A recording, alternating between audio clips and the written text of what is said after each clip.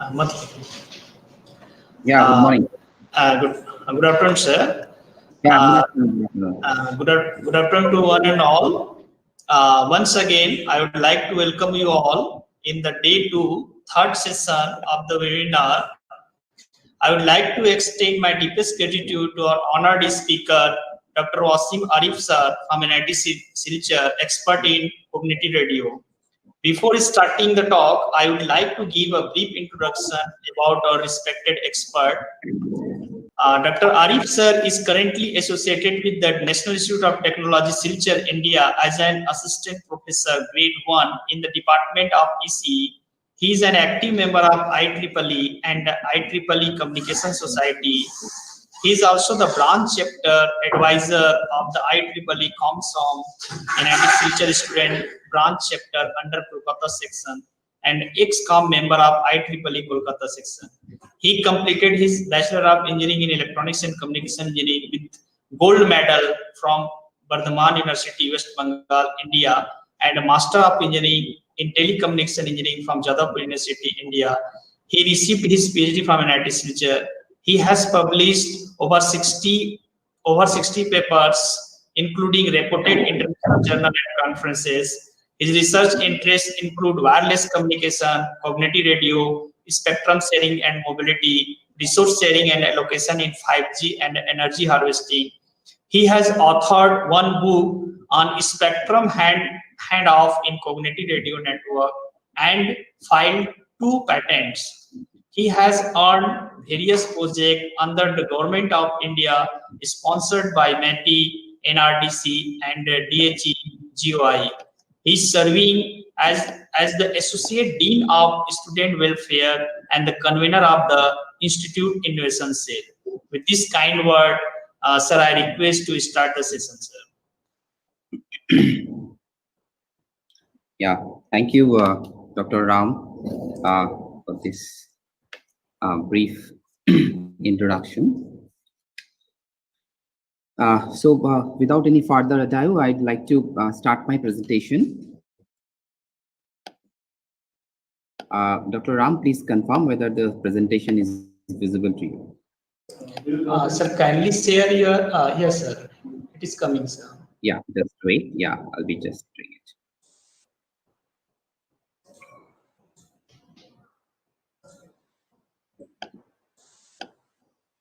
Yes, sir, it is visible, sir. Is it visible now? Yes, yes, yes, sir. So, good afternoon, all the participants. What I will be discussing today in this particular session, which will be on cognitive radio technology and its research aspects. Now, this is a very vast kind of area, and to discuss within an hour or so will be very difficult. So, what I have planned, that I shall be discussing some of the major issues which is very pertinent, and all of us are this research community are trying to put a lot of effort in in doing all this technological development in cognitive radio. So basically my talk will be having this contents where we'll be discussing about cognitive radio, spectrum sensing techniques, spectrum handoff methods. Under spectrum handoff, we'll be seeing the distribution models, performance, how the performance analysis is performed over various kinds of models of handoff. Right now, to start with, we know that this is a very familiar a familiar table to all communication engineers, which states the frequency bands and their common use.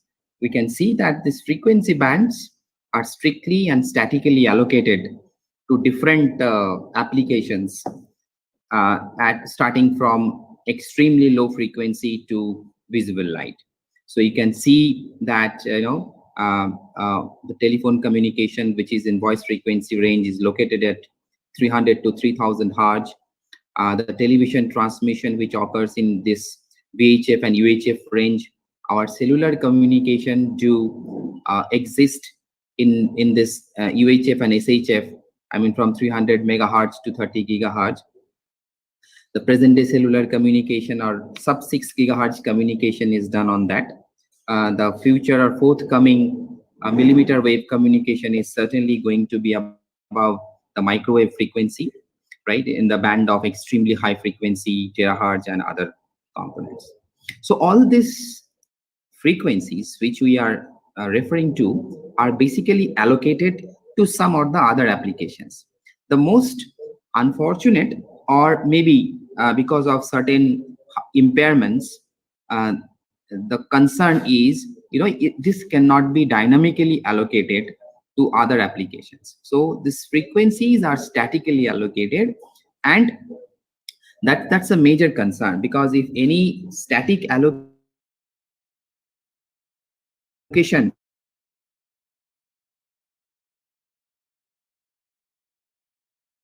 a spectral inefficiency, right? Spectral efficiency is a major concern for any communication system, because we know when we design communication system, there are two aspects, basically three aspects what we deal with.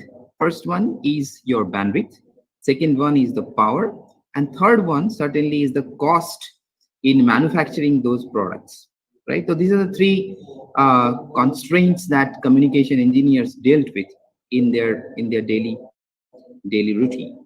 Now, bandwidth is certainly an issue, perhaps the most important and striking issue.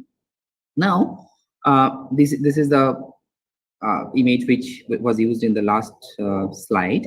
I just wanted to show here the various application bands of most popular components in terms of their frequencies and wavelengths, because the most important thing is, when it is millimeter wave, right? People are talking about millimeter wave beyond this 30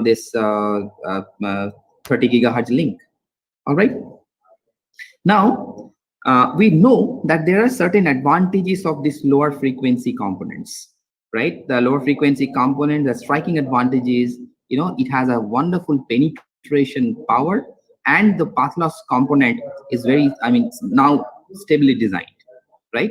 So this is one of the important aspect of our wireless communication, because it depends on last mile wireless connectivity, and it needs penetration power in order to give you coverage or support inside the room, or inside, having an obstruction beside. But the problem with this sub 6 gigahertz link is basically it has very narrow band, right? So now the demand of bandwidth is going to be multifold nowadays, with a lot of multimedia content into our daily access.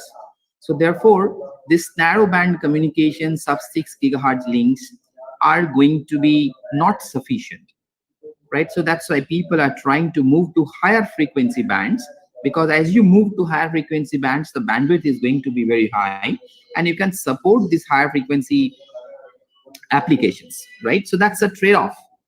But in high frequency, with greater capacity, what you are doing is you are losing this penetration power. So mostly this high frequency communication will be short range communication. So that's how it is. So, you need to have both the communication system, both the communication things into your board, so that, you can have this kind of interconnection between low frequency and high frequency applications. So 5G, what we are aiming for will be basically maybe an integration of this high frequency and low frequency application with gateways in between and so on, right?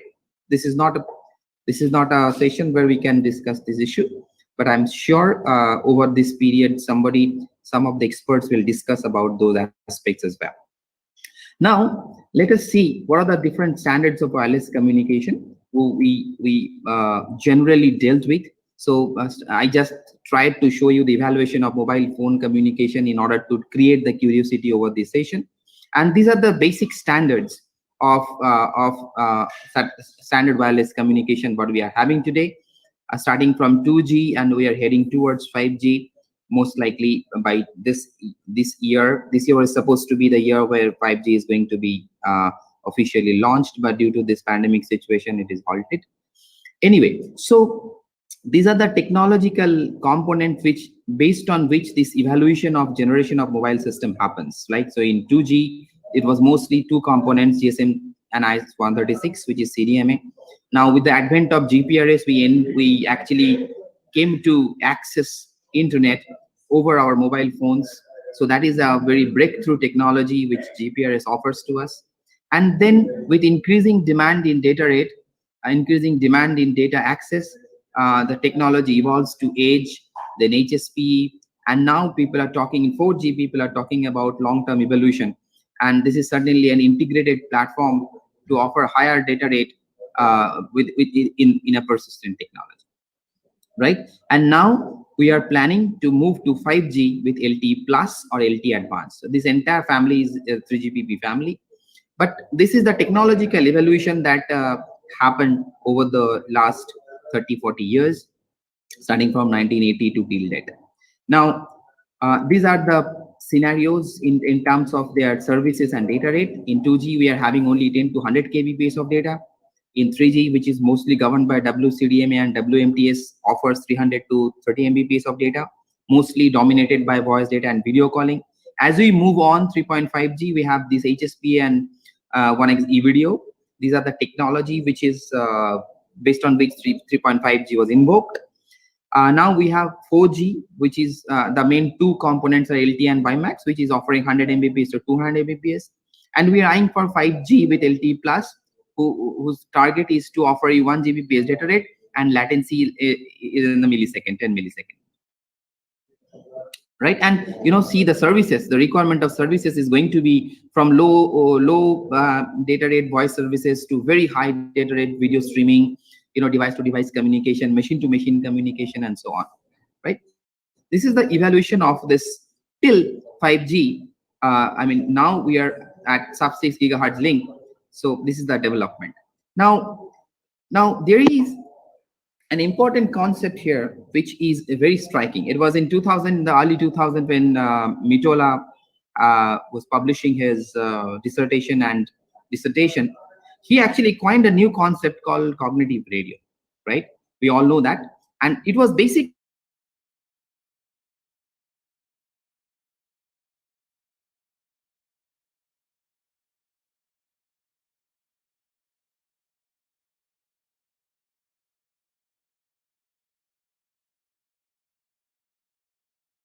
in software defined radio, what target was to get the data directly from the antenna, and then you add some sort of signal processing into it, right? So it's the signal processing things goes closer to the antenna, right? And that's why the software defined radio architecture was coined and was designed, right? The main target was to generate a radio which will be able to understand the environment, tune its parameter according to the environment, right, and so on.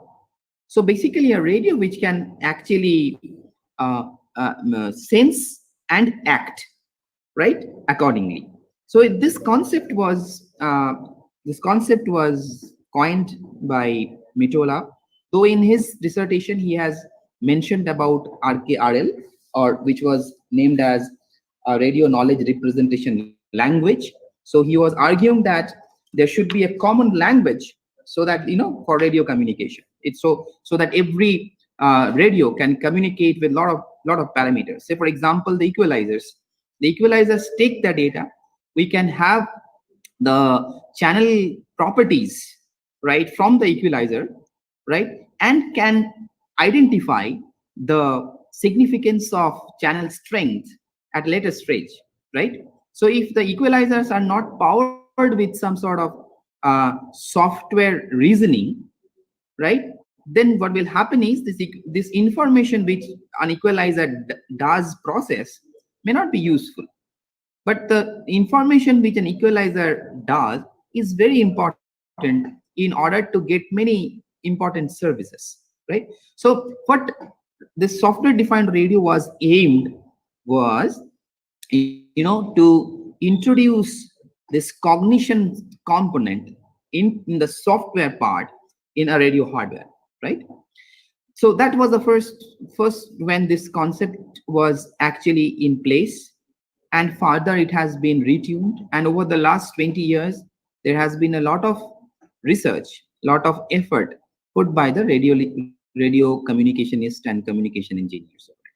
Simon Hakin, in his one of his journal paper, has mentioned that an intelligent wireless communication system that is aware of its surroundings and uses the methodology of understanding by building to learn from the environment and adapts its internal states to statistical variations in the incoming RF stimuli by making corresponding changes in certain operating parameters in real time with two primary objectives in mind: highly reliable communication whenever and wherever needed, efficient utilization of the radio spectrum.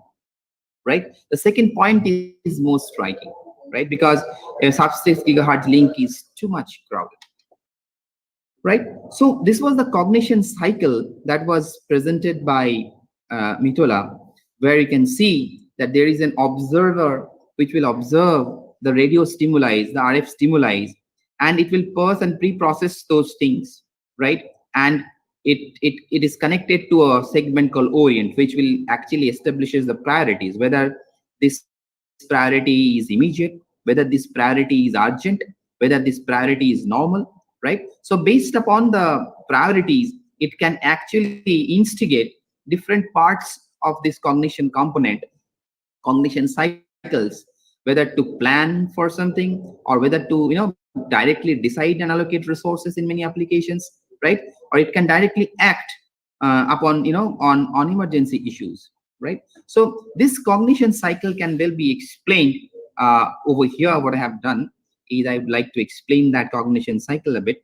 So this RKRL, which was proposed by Metola, is basically heart of the software defined radio, right? We must know about this because that is the thing which is is a revolutionary or evolutionary kind of architecture, right? So it's a radio knowledge representation language, right? So it provides a standard language within which such anticipation or estimation and data exchanges can be defined, and it can be dynamically defined, and it can be dynamically acted upon, right?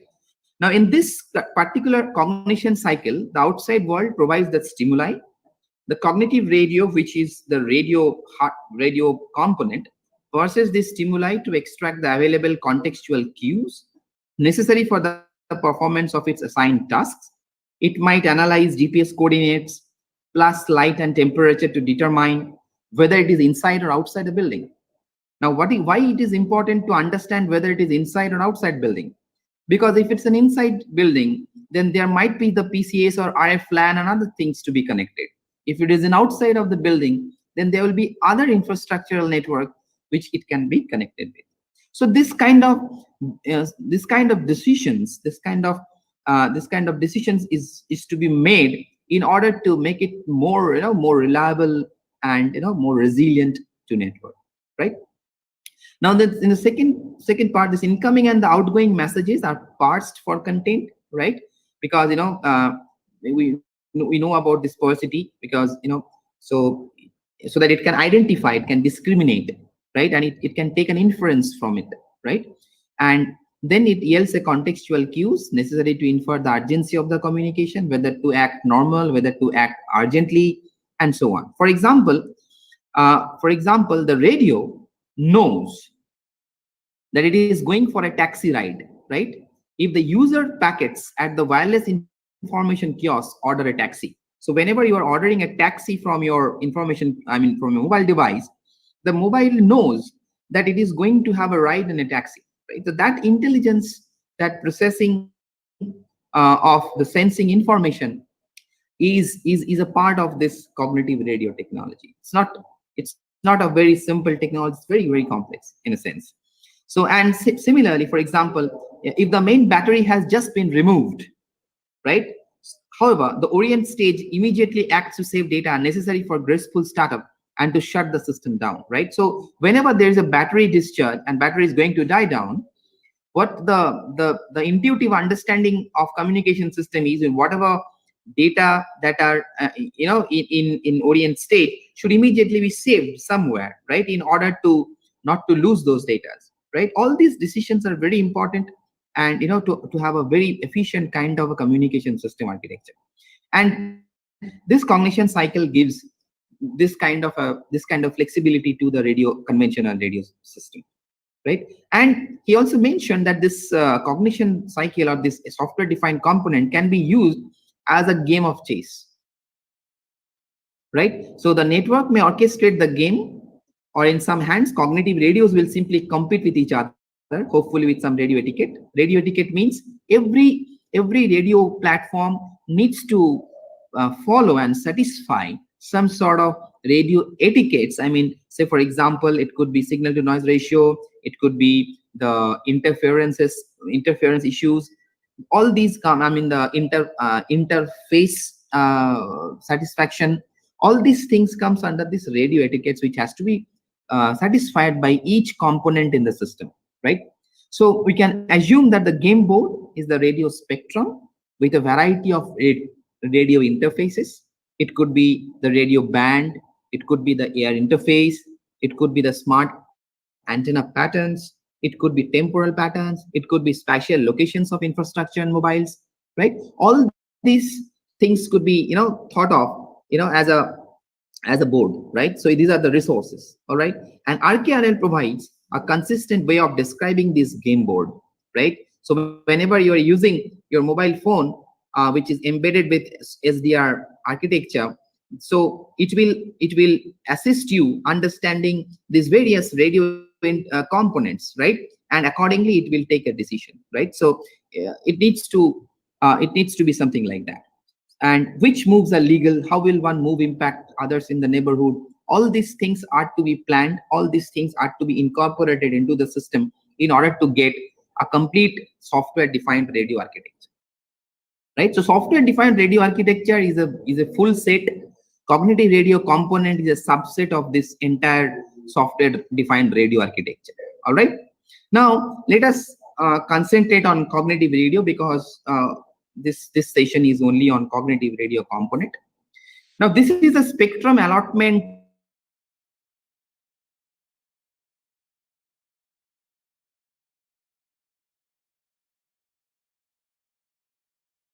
a very colorful picture of spectrum allocation, right?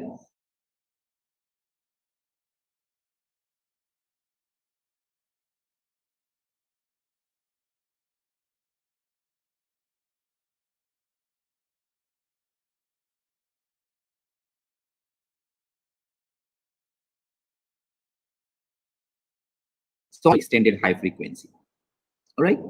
This is very wonderful. Now when we go to the usage of it, that is creating a problem.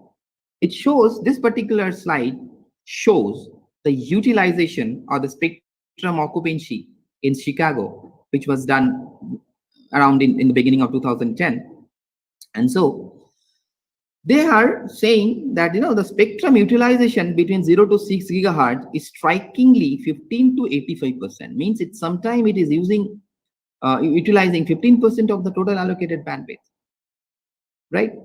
So the temporal and geographical utilization rate of the licensed radio spectrum can be as low as 15% at any location and at a given time. And actual field measurement also in New York City offers that 30 megahertz to 3 gigahertz, the occupancy is 13.1%. So that's the dissimilarity. You are allocating static frequencies, but the utilization is very less. And remember that spectrum is basically a natural resource like coal, oil, gas, etc., right? So anything underutilized or wastage is basically not acceptable. So even in Washington DC, the utilization was 35%. So there is a mismatch between allocation and utilization. And here comes the concept of cognitive radio, right? The basic aim of cognitive radio is to utilize those unused frequency bands, unused frequency states by some secondary users. They named these as secondary users, without confronting or without providing any sort of interferences to the licensed or the primary users. So there are two entities now. One is a primary user, the other one is a secondary user.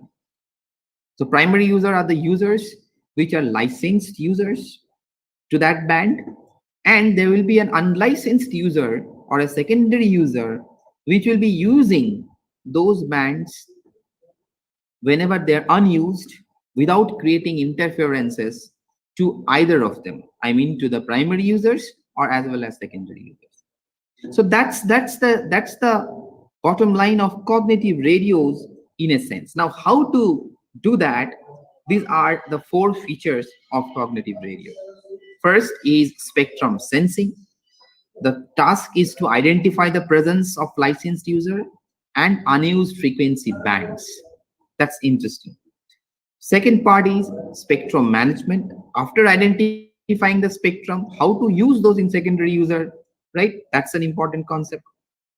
And then how to share those spectrum, because the availability of the spectrum with the demand or the request from the users may not be 1:1. So there should be some mechanism, there should be some scheduling, there should be some allotment, resource allocation policy, right, by which this spectrum will be shared amongst the users, right, in order to satisfy the quality of service, right? So quality of service is a term which is very essential for communication, wireless communication engineers to ensure. And finally, spectrum mobility, because the wireless communication offers the much needed flexibility in terms of mobility, right? And the last mile communication is wireless. And so whenever there is a static kind of a system, it is possible to, understand, estimate many of the things in a better manner. Whereas if the users or if the mobile station is mobile, then there are a lot of issues. Now here in cognitive radio, the spectrum mobility is something different. It is not equivalent to the conventional spectrum mobility, user mobility. Here the spectrums are mobile. In a sense, one secondary user is using frequency band f1 at time t1. At time t2 it might not be available, so that spectrum needs to be vacated and a free spectrum needs to be allocated at time t2 to this user in order to continue its services, right? So here what happened is the spectrum which was used by the secondary user is in mobile, right? And that's the concept of spectrum mobility. We will see what is that spectrum mobility in detail, right? So these are the four features based on which we generally uh, uh, we generally architect these cognitive radios. However, in this session, we will be trying to focus on the spectrum sensing and spectrum mobility issues in at length. Now, here you see there are issues, right?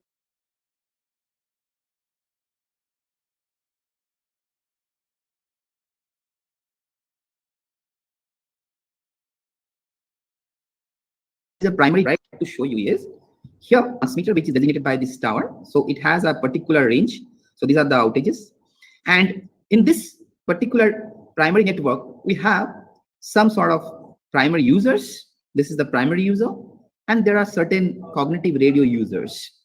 All right, now these cognitive radio users are using this in liaison with the primary user without creating much interferences. So all these agreements are done. All right, we are assuming that. Now what happened is there is an issue. I will just pause for a time because the current is off. The Wi-Fi may put off.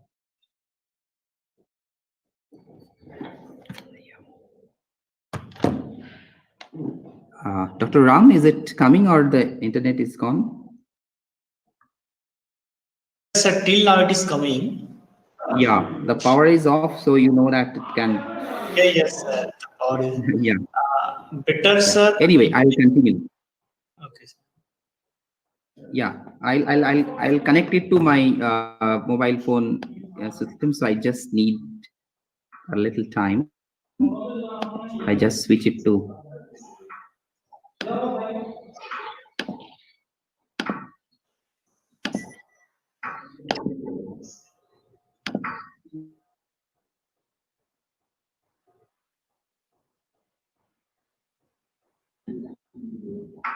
Am I streaming? I mean, can you see the slide, Dr. Ram? Yes, yes, sir, it's coming, sir.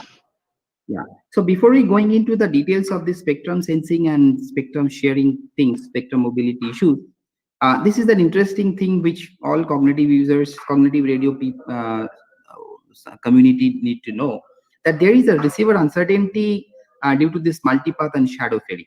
This is a particular example. Why I'm coming to this? Why this is important? I will show it into the next in my next slide. You know, so I just make it in power presentation mode. So here what you see is, there are three CR cognitive radio users, and there is a primary transmitter. Right now here you see CR3 is outside the radio coverage of this network. So CR3, is not able to get the the the sensing information, or if CR3 is not able to understand whether this primary user is transmitting or not. Right? So CR1 is in the vicinity of this network within this coverage area. So CR1 is able to get a sufficient amount of signal strength in order to sense the channel. Whereas CR2 is in a peculiar position. There is an obstruction behind in between the transmitter and the CR2. So certainly the signal which CR2 is receiving is, it experiences a fading kind of thing, right? So it experiences a multipath and shadow fading, and such that the PU signal may not be correctly detected, right?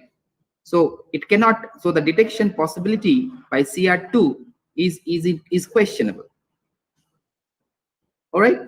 So as a result, the transmission from CR3 may interfere with the PU, right? Because CR3 doesn't able to get the decision by its own due to the outage. All right. So what will happen is, since CR3 doesn't have the sensing information,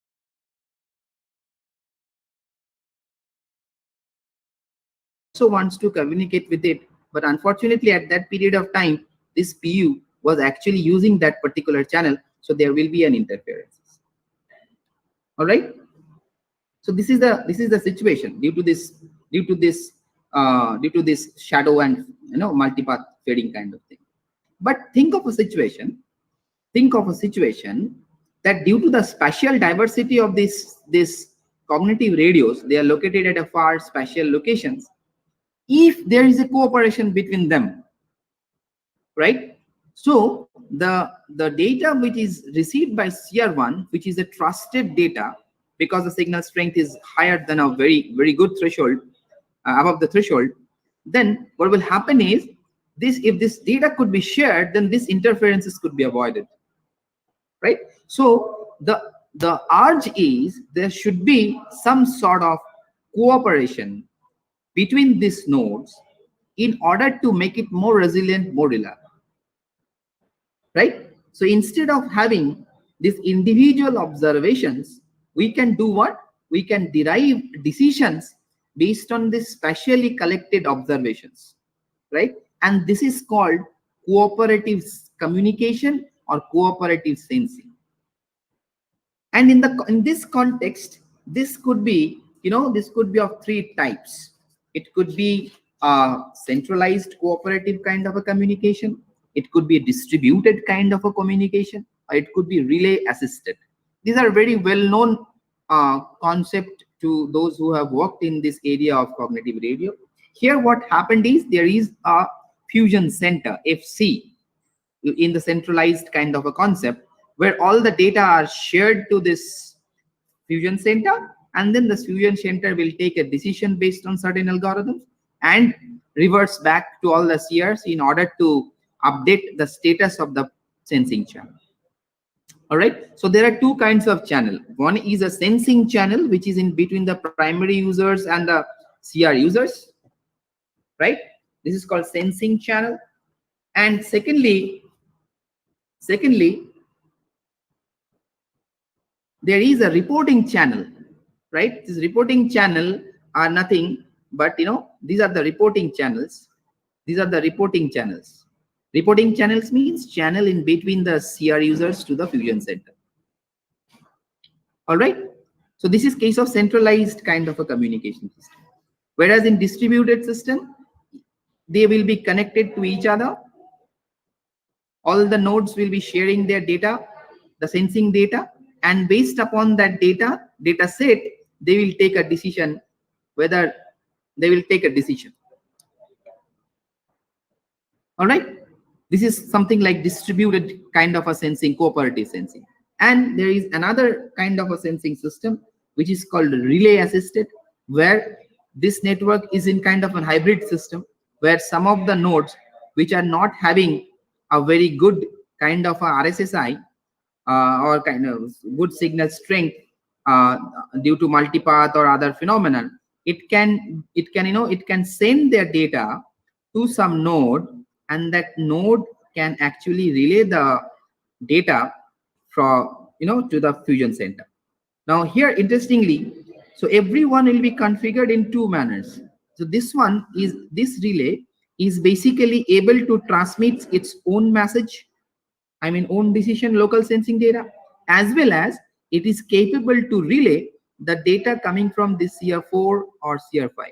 Because this channel is not good, the data is not able to be reached to the fusion center. So they can send or transmit their data through some device, and this is known as relay.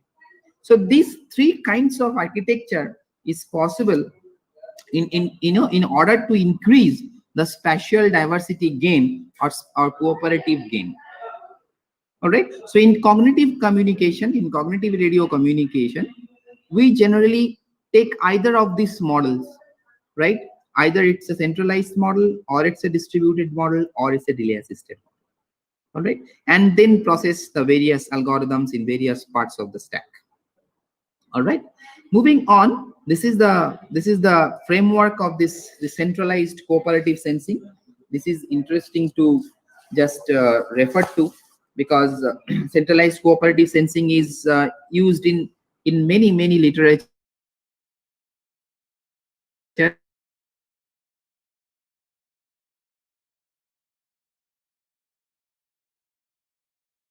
radio is basically equipped with a lot of activities. Okay, you can see that this framework of centralized cooperative sensing, a group of cooperating CR users performs the local sensing with an RF front end and a local processing unit, right? The RF front end can be configured for data transmission or spectrum sensing, right? So this is the part which deals with this data transmission and spectrum sensing component. In addition to that, the RF front end includes some down conversion, right? So there might be some ADCs as well. All right. And then this RF front end can directly send the raw data to the remote center, right? Or it can actually process and take a decision locally here, and then transmit the data to the fusion center, right?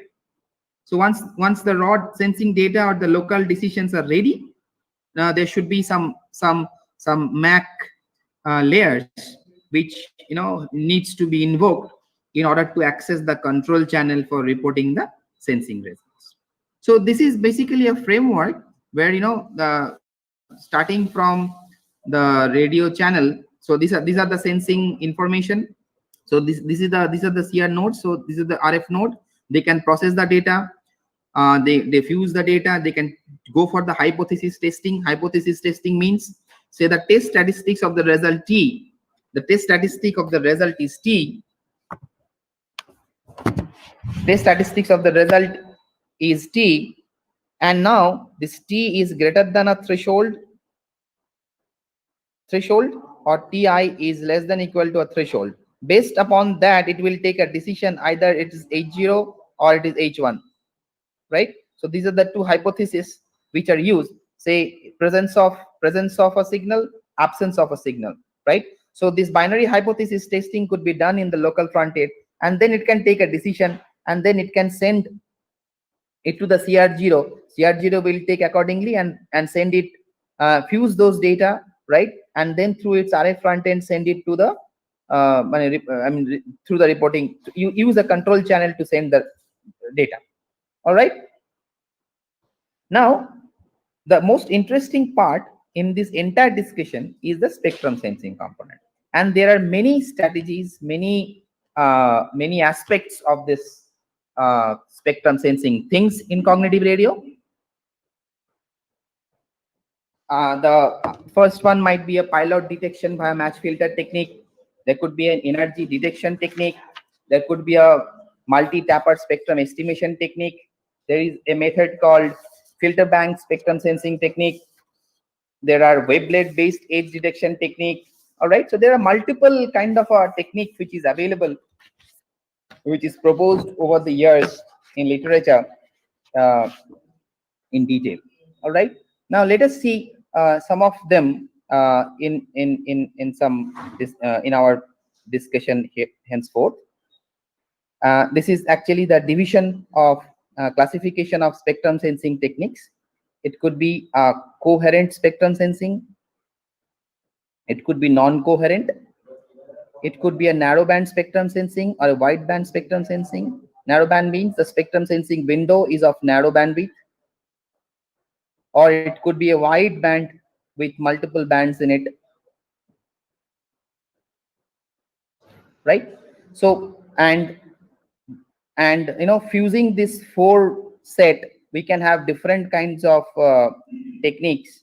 One is the match filter detection technique, which is a coherent detection technique as well as a narrowband detection technique. Cyclostationary detection technique is also a coherent detection technique as well as a narrowband. Similarly, energy detection technique is a non-coherent, we know that, and it could be a wideband, it could be applied for wideband as well as energy detection could be used for narrowband. So energy detection, we many of us knew that this is one of the most celebrated, most simple kind of an energy detection technique which is used widely, but having some limitations, and that's why we have other detection techniques like wavelet, compressed, then we have multi-tapper method and so on, right? Moving on, here is the spectrum sensing issues which are based on this parameter, this analysis. Either we can determine the signal, whether the transmitter is transmitting a signal or not, right? So this is called transmitter detection kind of a criteria.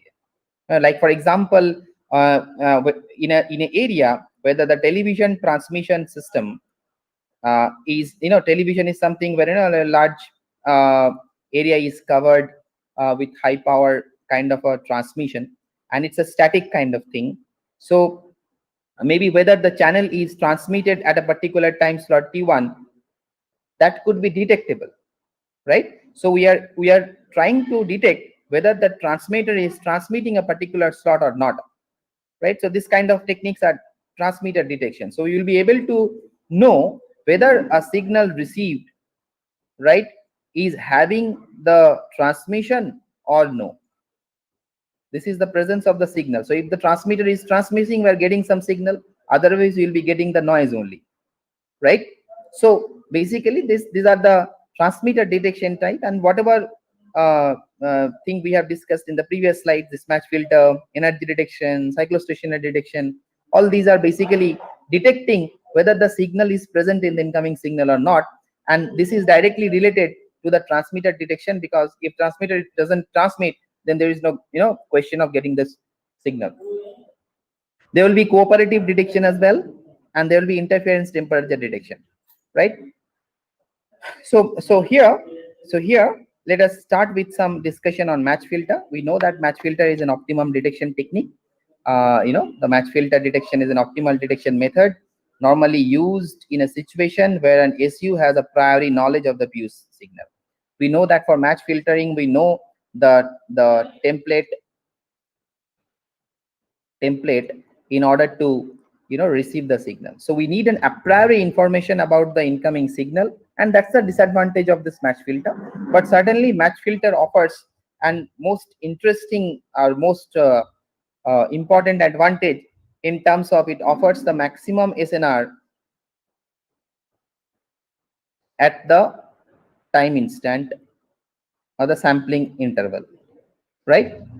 Now match filter offers this advantage that it offers the maximum SNR at the sampling instance. So what we can get is looking into the SNR characteristics, we can actually determine the sampling instant for synchronizing and pilot carrier detection.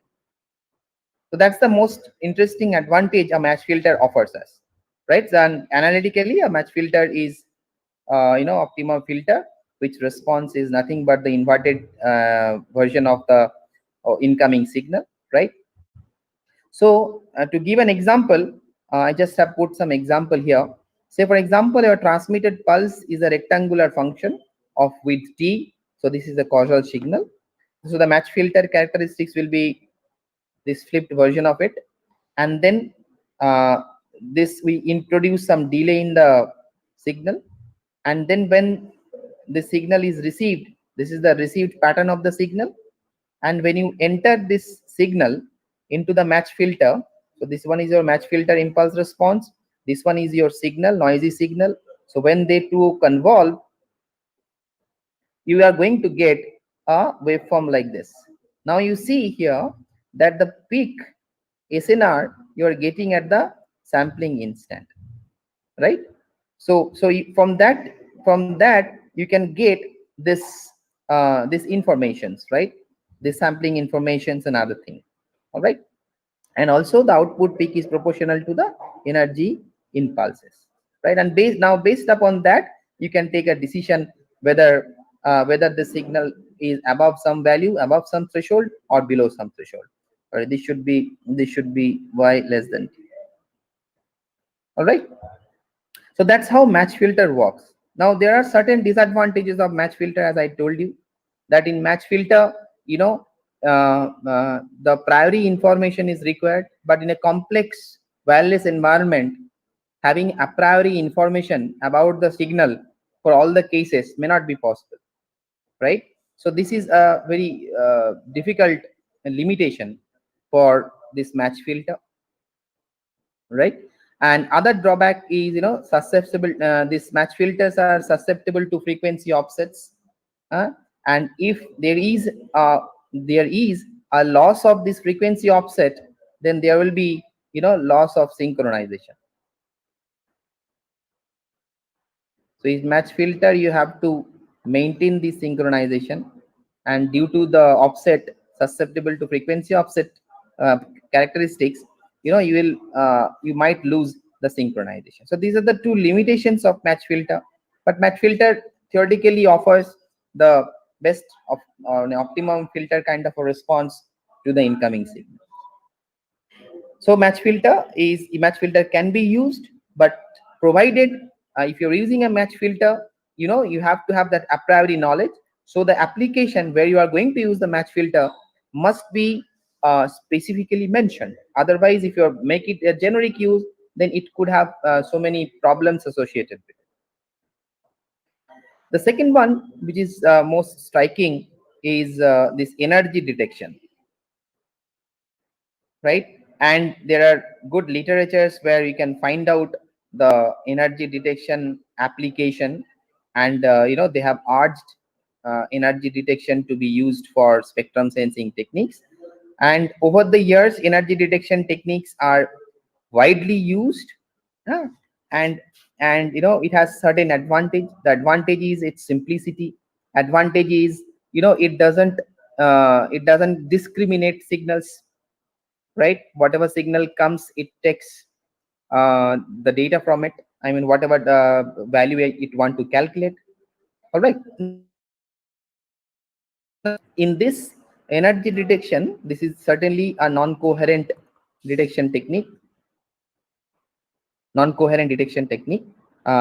the striking advantage of this energy detection technique is it doesn't require a priori knowledge of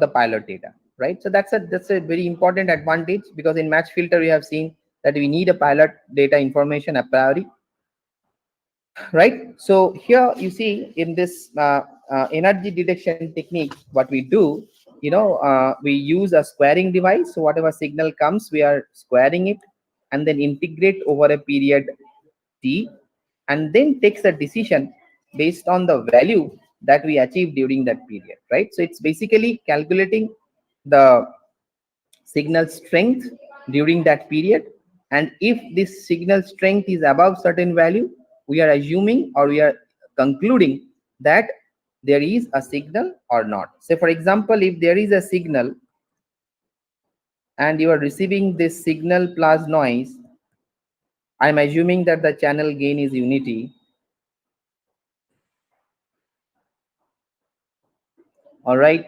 So what will happen is, when there is signal present, the value of signal to noise ratio will be X, and when there will be no signal, the SNR will be Y. Now there will be a certain distinct variation in these values, and looking into these values, whether these values is greater than some pre-assigned threshold lambda, I can decide whether the hypothesis is going to be H1 or whether the hypothesis is going to be H0, right? And in all cases, I must say that there are two hypotheses in our testing. I also mentioned that there are two hypotheses. Let me write down hypotheses because it's important to know what are the hypotheses. Now say in binary hypothesis problem, we write xt or say yt equals to nt. So this is hypothesis H0, and we also write yt equal to ht xt plus nt. This is H1, right? Where nt is the noise component, ht is the channel gain, xt is the transmitted signal, transmitted pu signal. All right. All right. And nt is the noise. What kind of noise? We generally assume the best linear preliminary model is to take this as AWGN, right? And then for for complicated wireless models, you can assume this channel to be anything, right? It could be Nakatomi, it could be alpha mu, or according to your specific application, you can define this noise and the channel properties, right? And this H0 and H1 denotes the hypothesis of absence and presence.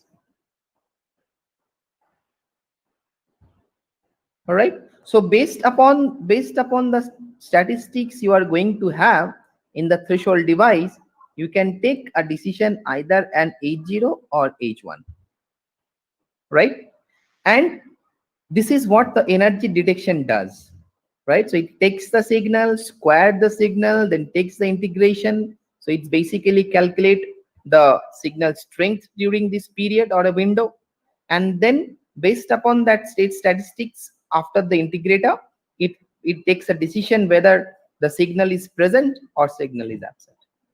Now in all this case, there is a criteria that the absence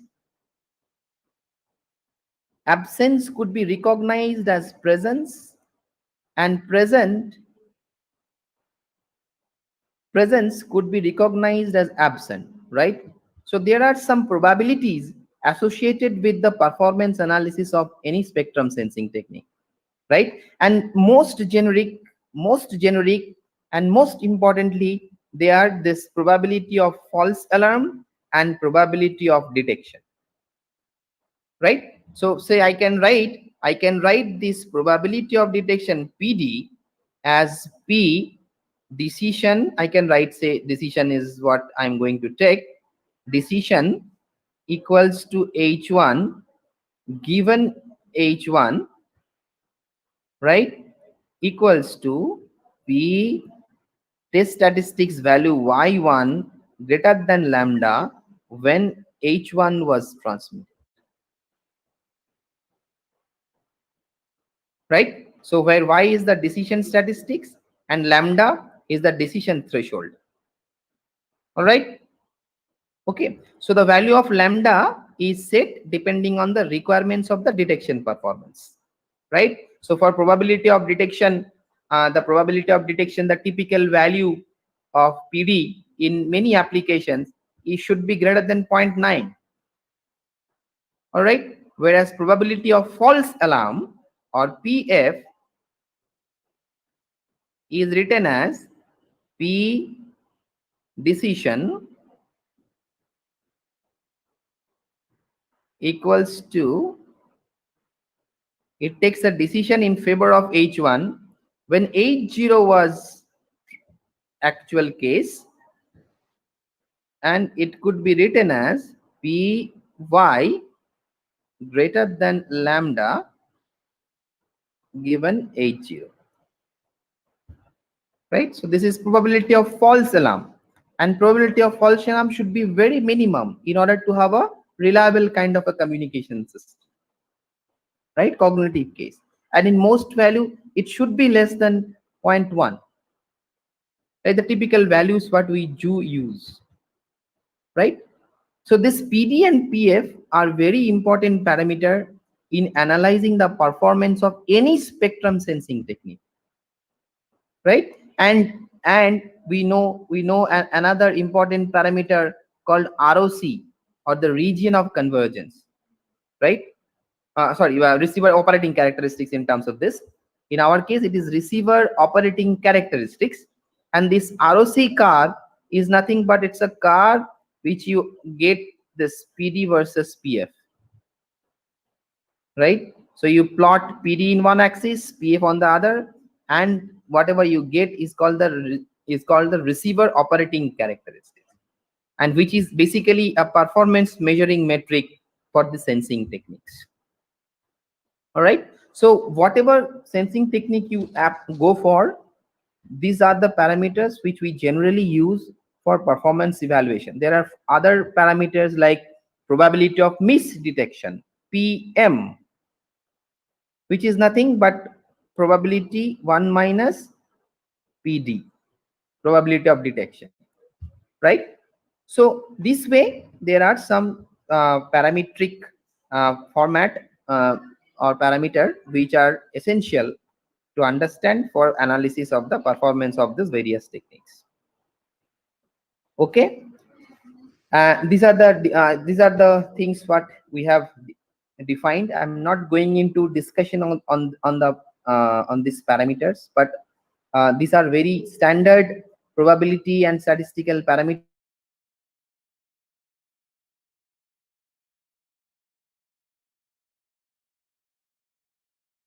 we use for the energy detection technique, and how we are actually calculating the distribution, the probability distribution of a false alarm and probability of detection is chronologically addressed in these slides. Right. I will just write down, in the next slide I just have summarized those calculations, and you can calculate this probability of false alarm in terms of complementary error function like this, so that it can, it is having a very good closed loop kind of an equation, whereas probability of detection can also be calculated in terms of this. And most interestingly, in any case, uh, the question of threshold comes. How we are calculating the threshold, right? This threshold could be calculated in a very static thumb rule. You fix either, so there are three values: PD, PF, and SNR. Right? So these are the three components. All right. So you can see in this PDPF, the value of variances are there. Lambda is there, variances are there. PD, the variances of signal and noise are there, as well as lambda is there. Right. So in order to get the value of lambda, we have to fix either PD or PF. So what we'll get, we'll fix up PF, calculate PD, and then over a range of SNR, we will calculate this lambda. All right. So in that way, we calculate this threshold for our performance evaluation. Okay. Now, also there is a equation which is, to calculate the noise uncertainty for any detection criteria. So this is also can be used in your research endeavor. So these are the things which is important to understand for, going into the details of your own algorithms into action. All right. Now we will, and this is something which I have just tried to show you, that in case of fading channels also, if you want to incorporate this cooperative sensing model in different fading channels, then you have to include this fading channel model into your system by incorporating the channel coefficients and so on. So the probability distribution function for the probability distribution function of this gamma for Nakajami channel, right? And this one is probability of detection for Nakajami channel. All right. So in that way, this mathematical formulation offers us to understand the performance of the system in various channels, in various channel models. All right. Moving on, uh, these are the energy detection disadvantages. You can see the sensing time taken to achieve a given probability of detection is high. So in case of energy detection, the sensing time plays a major role, right? It takes time to calculate the test statistics and to come to a decision, right? And we know in wireless communication system, the sensing time should be as minimum as possible in order to increase the transmission time, because the data rate and other things of the channel will mostly be determined by the transmission time of the signal, right? So we must increase the transmission time, reduce the sensing time. But in case of energy detection, this transmission time is higher. Secondly, the detection performance is subject to the uncertainty of noise power because it involves signal to noise ratio calculation, right? So it largely depends on the noise portfolio. Thirdly, it cannot distinguish between primary signals. This is an interesting thing, right? So whatever signal comes, it takes it as it is. So it doesn't have any ability to discriminate whether this is a signal or this is a noise, right? That property is missing in energy detection. But we know that for complex signal analysis, we might need it.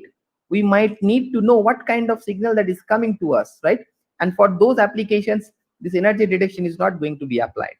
All right. And also it is having its limitation that it cannot be used for detect split spectrum signals because of its inherent quality properties.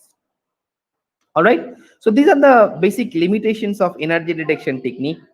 The limitations to some extent is uh, avoided by using another technique of signal processing, which is known as cyclostationary detection. All right. So what happened is cyclostationary detection. Most of the signals which we transmit do after modulation, right? So there is an inherent periodicity which is available in the signal. So the question is, can we understand the incoming signal's periodicity or not? Say, for example, a signal is coming with noise. So signal with noise. Due to the presence of the signal, this feature will have a hidden periodicity inside it. If only noise comes, there will be no periodicity. Can we encache this property of periodicity in order to determine whether the signal is present or not? Is a wonderful idea, right? And cyclostationarity detection does this thing, right? It tries to understand or fetch out the internal periodicity which is actually attributed because of the modulation techniques used in the signal which is received, and therefore is able to understand the presence and absence of the signal, right? And so it doesn't bother about these noise uncertainties. It only bothers about the periodicity of the signal, right? So it performs better, it performs much better than the energy detection technique in low SNR, because it doesn't bother about low noise uncertainties, right? And that's why cyclostationary detection technique is better than energy detection in low SNR, right? But certainly when you are trying to understand the property of the signal, your complexity is going to be higher, right? So if you can trade off your complexity with this low SNR things, you can go for it, right? So cyclostationary detection is a wonderful technique which is used in many applications. In cognitive radio application also, there are a number of literatures who have dealt with this cyclostationarity property of the signal, right? So the cyclic spectral analysis is done on the signal, and based upon that cyclic spectral analysis, we infer or we conclude that whether there is a signal present or not, right? So what it happens is, you can see it calculates the power spectral density. So the two added BPSK signal is somewhat unusual. It is not apparent from the first plot. The two BPSK signals are present at two different carrier frequencies and two different symbol rates, right? Rather, this looks like a single unusual signal instead of two BPSK signals, right? In other words, two BPSK signals cannot be distinguished using the conventional spectral analysis, right? So if in order to discriminate the two BPSK signals, you can actually use this cyclic spectral analysis, where you will be calculating and checking the spectral components and analyze the exact presence of the signal with its type, right? So that's why the cyclic spectral analysis was very useful, and these are the way the spectral correlation function is calculated, right? So for any signal that comes, the first thing in cyclostationary detection is it calculates this spectral correlation function, and then from that spectral correlation function it calculates the other indexes. The other indexes are spectral coherence function, and then it takes a decision on the basis of the spectral coherence, right? If the spectral coherence and test statistics greater than lambda, it will take a decision on the basis of hypothesis H1, and if it is less than the threshold, it will take a decision on the hypothesis HU. So this is a wonderful technique, cyclostationary technique, where the spectral coherency is calculated, and it takes the advantage of the hidden periodicity of the signal, and then it tries to identify the absence and presence of the signal. All right. Now there is another method, another criteria. Dr. Ram, how much time I have? Sir, 3:55 is the last time, sir. Last time. So I have another 8 minutes. So I will quickly finish up. Now, Okay. this is another technique where we have single state sensing kind of thing. In single state technique, what you do, the entire channels are scanned sequentially, right, or randomly, right? So the thing is, you need to identify the ideal channels, right? So if you do random search, the possibility of finding out an ideal channel, is not good, right? So what happened is, in people proposed was two-state sensing. In two-state sensing, what they have done, they have divided this entire channel into blocks. So first, using code sensing, they use some blocks, and in each block they define the fine sensing algorithm, right? So each block is defined, and if there is any idle channel in each block, in any block, then they invoke fine sensing techniques to identify the channel, right? So this kind of techniques are also useful in many applications where you can utilize this two-state sensing kind of application. All right.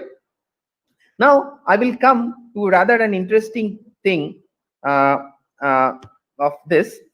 As I have mentioned that there are n number of spectrum sensing techniques. There are other spectrum sensing techniques like multi-tapper spectrum estimation, where where there are multi-tappers or Slepian sequences used for spectrum sensing. There are wavelet based detection technique where it takes the advantage of this wavelet detection procedure. Okay.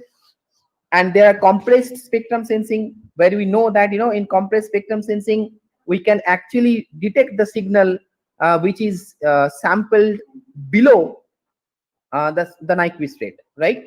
So there are other techniques, and I urge whoever is interested in spectral sensing technique to go through the review of it, and most of you should review a very standard literature, and maybe one paper from Ioannidis of physical communication published in 2011. You can set this as a benchmark where there are a lot things discussed, including the research challenges as well. Now, the second part which I am trying to discuss was the spectrum handoff issues.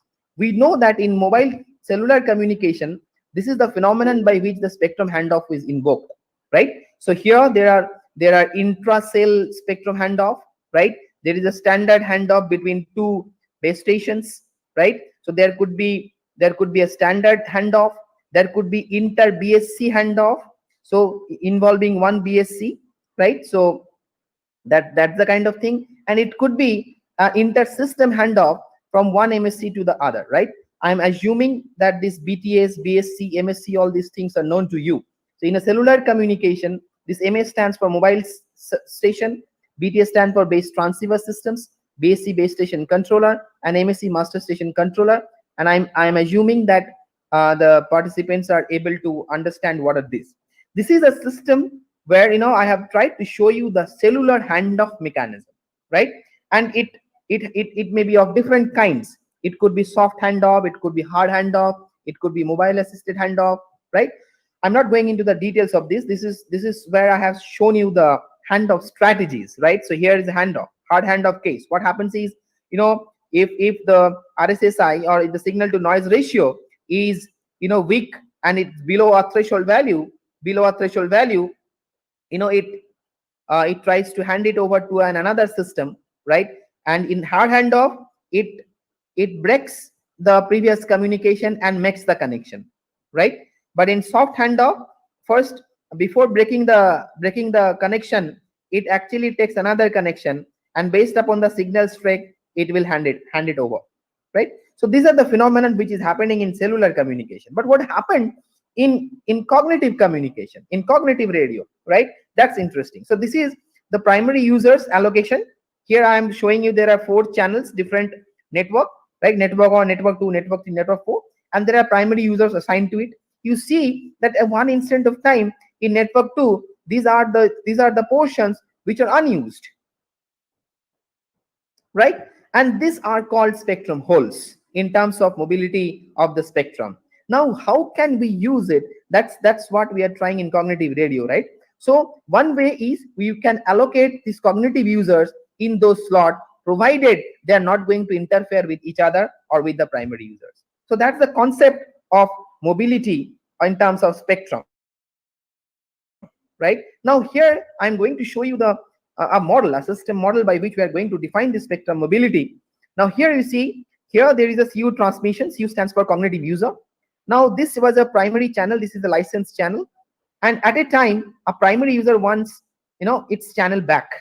So this one is using this channel, but at this instant of time the primary user sends a request. So what the network will do, it will pause its transmission, right? And it will allow the primary user to use this channel because it's its licensed channel. Now what happened is, this user needs to be transferred to another channel in order to continue its service. So in this period, they are going to search whether there is any free channel. So in channel 2, there is a free slot here because at that time there was no user. So what it can do, it can send this CU transmission over this channel, right? And then what happened is this user can continue its service. Again, you see at this point of time, the PU4, which is actually recognized as a licensed user in this channel, is getting this thing. So what, again, the CU transmission has to be paused, right? Now it has to search for another channel, but unfortunately this channel is not free. So what it has to do, it has to wait for a period of time, and within that period of time, if it is vacant, it is going to give an access, or if it is not, then what, it will be terminated. So the quality of service is going to be degraded. So that's the thing in cognitive user spectrum mobility issue.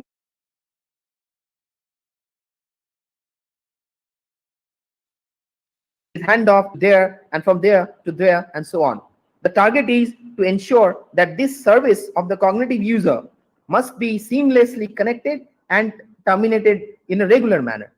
Whereas the other target is certainly that this PU transmission should not be hampered. Whenever they want the channel, they should be given the channel. So this kind of thing is important to understand in case of spectrum handoff or spectrum mobility. And in spectrum mobility, we deal with this kind of techniques. In spectrum handoff schemes, we are generally dividing this entire spectrum pools, I mean spectrum handoff set in this channel selection based mechanism. It could be spectrum pool based mechanism, it could be cell based mechanism, and it could be handoff triggered timing based mechanism, right? In channel selection based, it could be either a non-switching spectrum handoff or a switching spectrum handoff. In spectrum pool based, it could be within the pool or it could be outside the pool, right? It could be intra pool or it could be inter pool. Similarly, in cell based architecture, it could be within a cell, right? It could be within a cell or it could be in between the two cells, right? So it could be intracell, it could be intercell. Similarly, there could be a reactive decision spectrum sensing and proactive decision spectrum sensing. We kept it not to be discussed in this session about this, right? I think the time is almost up. Yes, I'm sir. just going to end up my session by just discussing the system model, because I'm sure this system model is something which most of us will be, getting some sort of benefit out of it. Who wants to work on spectrum handoff, they can utilize this model. This model Okay. says, yeah, I'll just take 30 seconds. Okay. Okay, sir. Okay, sir. Okay, sir. Perfect. So assume that in a spectrum, in a system, these are the spectrum holes. So I'm assuming that the spectrum holes are there designated by #0, #1, and so on. At any point of time, the service of a cognitive user starts, right? And this is the service time characteristics of the cognitive user. Now, this is the residual time in that channel, right? And this cognitive user will be terminated.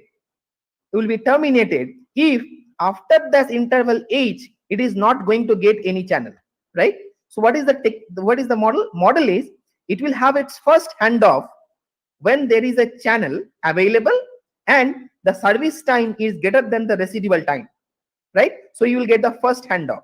If the service time is greater than h plus h1, it will have two handoffs, right? In that way, we can actually analyze how many handoffs this particular user will have in its service time, and this service time distribution can be mathematically modeled. Let me tell you that when we studied traffic engineering, we studied various models, right? Markov model, exponential function. Now exponential function distribution, we have used exponential distribution function to in order to characterize these traffic patterns. But in case of mobile data communication, this exponential function is not very suitable, right? So the practical data analysis has conferred that the log normal or the Erlangian or the Weibull distribution functions, these functions are more accurate in order to characterize this particular traffic pattern in wireless communication system today. And that's why we have a lot of scope of research here in order to incorporate all the distribution functions, and we can actually apply exponential, Erlang aim, we can use Erlang joint distribution, we can use log normal distribution, right? We can use other distribution functions and so on, right? By applying those, we can actually understand various kind of spectrum handoff strategy in case of cognitive radio. The time is too short. I could have explained this part in a much better way, but I'm sure we have to abide by the virtue of time. So without any further discussion, I just stop here. Dr. Ram, over to you. Okay, thank you, sir. Sir, kindly reply one questions that you can see the chat box. Yeah, I just let me stop my presentation. I can see the chat box. Yes. Only one question: where are the sectors of cognitive radio technology is being used? There are multiple areas where cognitive radio is going to be used. The already 802.22, IEEE 802.22 has opened the television bands in many metropolitan cities and other areas to experiment this cognitive radio technology. The idea was in many geographically located area, in a spatial manner, there are many frequency slots which are not used. Those frequency slots can be reused by this cognitive radio, maybe for emergency ambulance communication or any emergency communication as such, right? So there are many sectors where we can use this cognitive radio. It is actually an inherent property which is which is thought of integrated into 4G and 5G, right? You can use it in UAV communication. It can use now people are talking about using it in satellite communication as well, because there are a lot of cosmic radiation, cosmic interferences in satellite inter-satellite communication. So people are arguing that cognitive radio can be used in inter-satellite communication to avoid cosmic interferences. So the area of application for cognitive radio is manifold. The only time will say at what point of time we'll be using what technology as such. But there are many applications we can use it. Okay, thank you, sir. Thank you, sir, for your nice presentations and to discussing one of the very thrust area in communications, cognitive radio. And we hope that some of the participants have noted down some problems and some are working, may have, if the dear participants, if you have some issues, you may contact to sir personally in his email ID later on. I have given my email ID in the.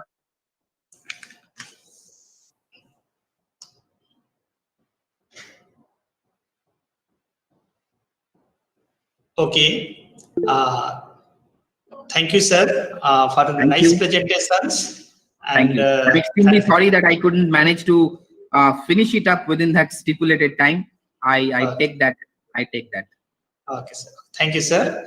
Thank you, Dr. Ram, for inviting me, and have a wonderful session. Okay, thank you, sir. And dear participants, our next session will be resumed at 4:05 p.m. by Dr. Taimur Khan, sir. The topic is computational intelligence modeling for printed microwave circuits. Thank you, and you may resume after 5 minutes. Thank you, sir. Thank you.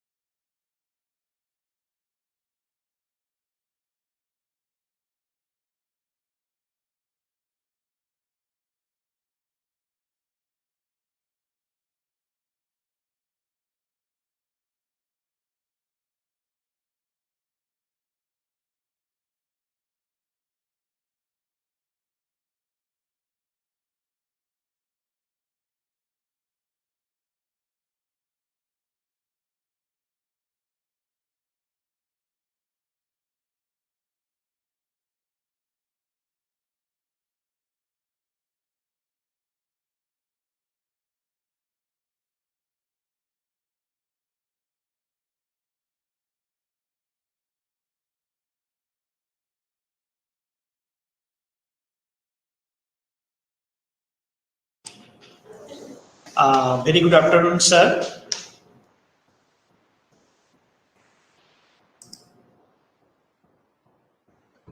Hi, good afternoon, Dr. Kirsch. Okay, sir. Sir, shall we start? Yes, of course. No Okay, problem. sir. Good afternoon to one and all. Once again, I would like to welcome you all in the second day, session number 6 of this webinar. I would like to extend my deepest gratitude to our honored speaker, Dr. Taimur Khan sir, one of the experts in RF and microwave in United Silchar. Before starting the talk, I would like to give a brief introduction about our respected expert, sir. Dr. Khan sir is presently assistant professor in the Department of Electronics and Communication Engineering at National Institute of Technology, Silchar, Assam. Prior to joining NIT Silchar, he served several organizations, example NSIT Patna as an associate professor and head of the EC department, DTU Delhi, and etc. In addition to this regular experience, he has also worked as visiting researcher at Queen's University, Canada, and the Royal Military College of Canada under ongoing international collaborative SPARK project during September-October 2019, as well as visiting assistant professor at the Asian Institute of Technology, Bangkok, Thailand, under a short-term deputations program of the Ministry of the MHRD, Government of India during September-December 2016. Dr. Khan sir had awarded his PhD degree in Electronics and Communication Engineering from NIT Patna in 2014.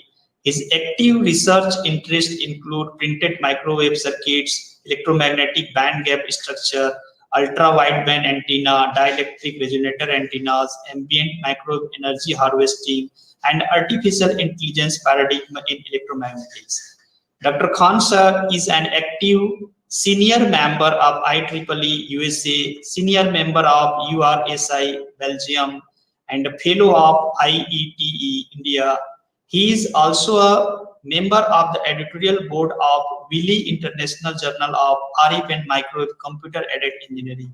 He has published over 70 research journals in SCIE, Journal of Report, as well as in world reported conference proceedings.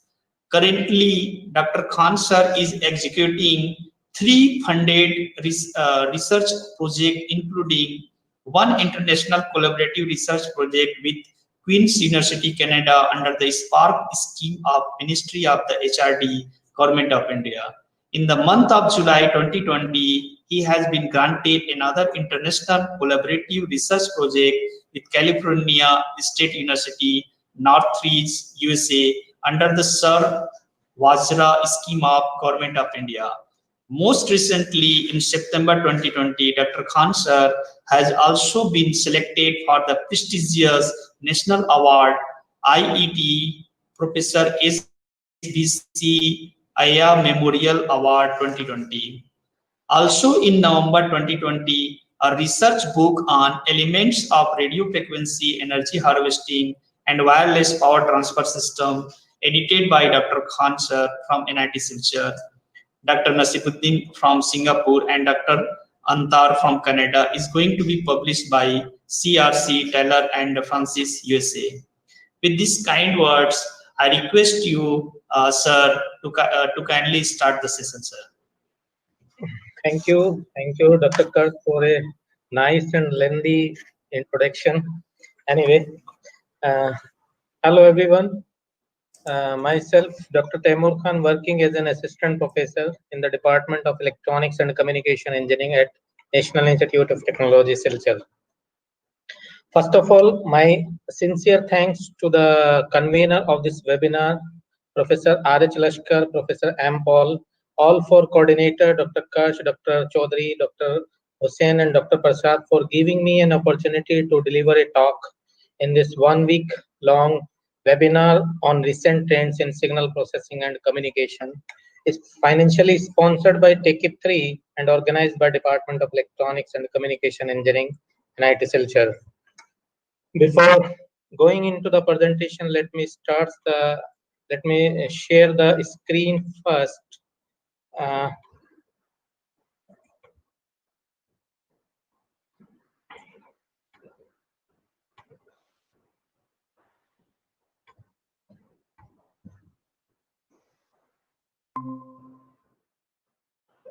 Is the screen visible to all? Yes, sir. Yes, sir. It is visible, sir. Okay. Today in this webinar, I'm going to deliver a talk on computational intelligence modeling for printed microwave circuits. These are the outlines for my presentation today for printed microwave circuits and just overview. Some antenna examples, mathematical modeling approach and constraints observed in mathematical modeling, then simulation approach and their constraints, then need of computational intelligence modeling approach, then proposed computational intelligence approach for overcoming the constraints observed during simulation as well as mathematical modeling, which is going to be described by taking 4 illustrative examples, then concluding remarks, publication based on this presentation, and then acknowledgement. Let us start by considering a very simple example of a transmission line. The upper part of left figure A, that is basically a two-wire transmission line. The behavior of this two-wire transmission line at high frequency, then ultimately we need to consider this two-wire transmission line in terms of distributed parameters shown in below side of this left figure A. Then at high frequencies, what is happening here that several components are coming out whose effects cannot be ignored at high frequency circuits. Then if we further extend this concept in terms of printed circuit board, then we can visualize on this figure that there are several components mounted on the PCB of a mobile phone. If we take several components, that is like some antennas especially some antennas from the PCB board, then several antennas we can visualize. We have marked that several antennas mounted on the PCB board.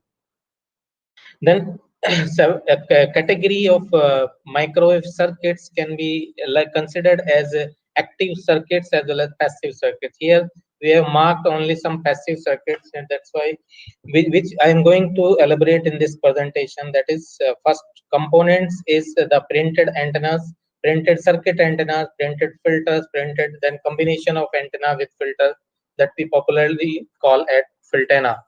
These are the passive components. Several other active components may also be possible on the same board, like high frequency amplifiers, high frequency oscillators, or several other things.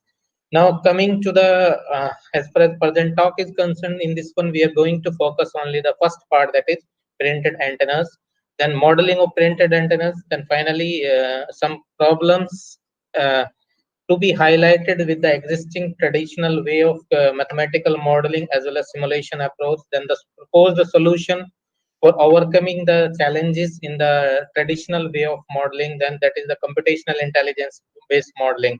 Keeping that continuation, then here we can visualize the things of antenna by considering some layman example. That first one is one kind of antenna, second one is another kind, then most probably first and second type of antennas are similar, then third one is entirely different to the first and second antenna, last one, fourth one is also entirely different to the first 3 antennas. Then coming to some other classes of antennas which we usually see in the early stage of mobile communication, that is the first generation of mobile phone. Then present day we are living in a smart world, smart communication, smart antennas, smart mobile phones are there, and this is the future of mobile communication where entire device may be fully transparent. Then if we see that these are the different types of antennas, but there is a common thing with all these antennas, that these are electromagnetically bound. Electromagnetically bound means that these are used to convert the electrical energy fed to them, then into the electromagnetic energy in the form of transmitter, and on the receiver side they are capable for converting the electromagnetic energy available in the atmosphere to the useful electrical form of signals, electrical energy is the signal. That is ultimately this is the common thing in all these antennas. Shape, size of all these things may be different, but there is a common principle behind of all these antennas. Now, if the modeling part of this antenna type of things is classified, then prior to that, we need to take the last mobile phone is there. Mobile phone, then ultimately several active passive components are mounted on the same PCB board. Then that's why the antennas will also be capable for mounting on the PCB surface, because the first and second, third, as well as fourth type of antenna cannot be easily mounted on the surface of PCB board. But the antenna described in figure F and G, sorry for this mistake, it is G, then that is fully capable, fully mountable on the PCB board. That's why we are calling them the printed antennas or microstrip antennas or patch antennas.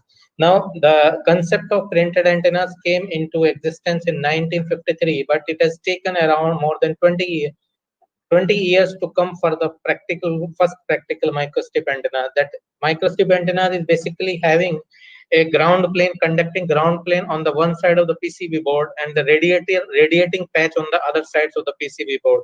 These two conducting surface, top as well as bottom, is surrounded by dielectric material. Then the behavior of this dielectric materials can be described in terms of the permittivity as well as the thickness of that substrate sheet.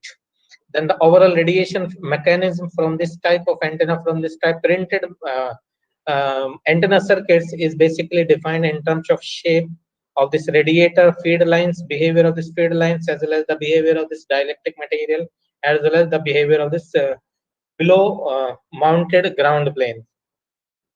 Now, then if we classify the antenna problem, then there are the two ways to classify the antenna problem. First one is the antenna analysis, where some geometrical parameters of that antennas are given to us, and finally we need to drive the electrical performance of that antenna. Like physical dimensions may be given to us, we need to drive the electrical performance, like what is the gain of that antenna, directivity, some other electrical performances of that antenna.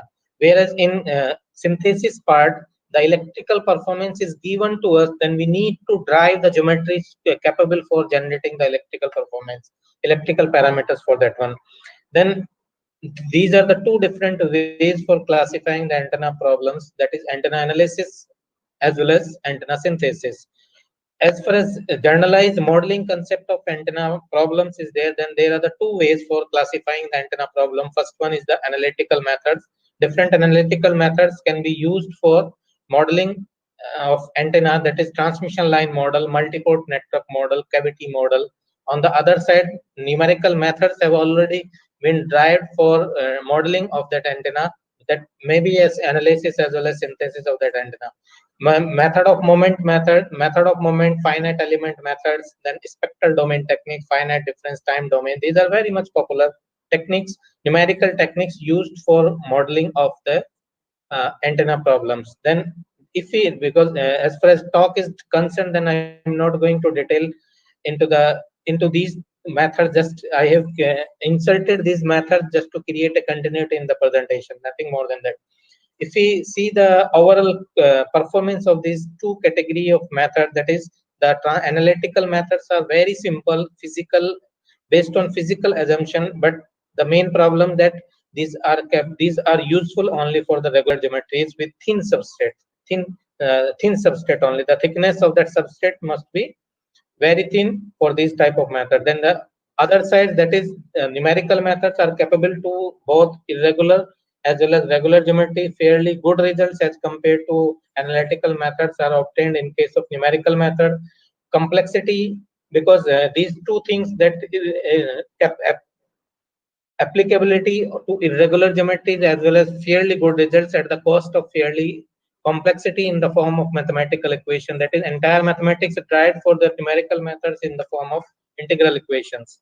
Then what problem, another main problem with these classified category of numerical methods is that each solution requires each problem requires a different solution.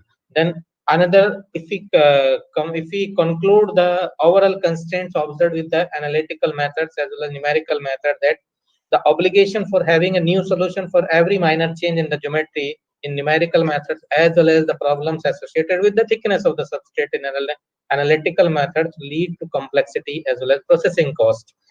In recent years, several like simulation approach are also tried that I'm going to compare in the next slides for that one. That several like the common problems with the analytical methods and numerical methods is that these two methods cannot be applied to all type of geometry. As the complexity in the geometry increases, then more or less these methods becomes fails to be applied on those geometry. Then coming to the simulation approach, that closed form solution does not exist, and only every time we need to change the dimension and we need to observe the performance, then trial and error methods is used to further optimize the solution. Then sometimes the simulated performance is not matched to the real-time performance at the time of testing in real environment. Then as far as optimization problems is concerned, then finally our requirement is to have a faster convergence rate with smaller error. These are the some constraints observed during the simulation of an antenna related problems or the printed microwave circuit problem. Then the solution for that one is the incorporation of computational intelligence paradigms. By taking the advantage of computational intelligence, we can overcome the solution. We can overcome the problems associated with the numerical methods, analytical methods, as well as the simulation methods. Several computational intelligence techniques have been tried in context of printed microwave circuits. That is neural network approach, neurophagy approach, neurophagy evolutionary approach, and these different approaches have already been applied in several applications domain, single element antenna as well as arrays of antenna element for analyzing, synthesizing, as well as optimizing purpose. Here in this presentation, I'm going to focus only the single element antenna modeling for analysis as well as for synthesis due to the time slots available to me. Now, there are the several unique features associated with the ANN modeling. That massive parallel nature is there, then adaptive nature, then non-linear nature is also there. Because of these unique characteristics, several architecture, ANN architecture and new applications are coming into the research domain based on these three massive characteristics of the ANN. Then several unique structures, ANN structure have already been developed for the antenna related problems. Now coming to the ANN part for modeling of antenna, printed antenna, that there are the two phases of ANN modeling. First one is the training phase, in which we apply several known examples to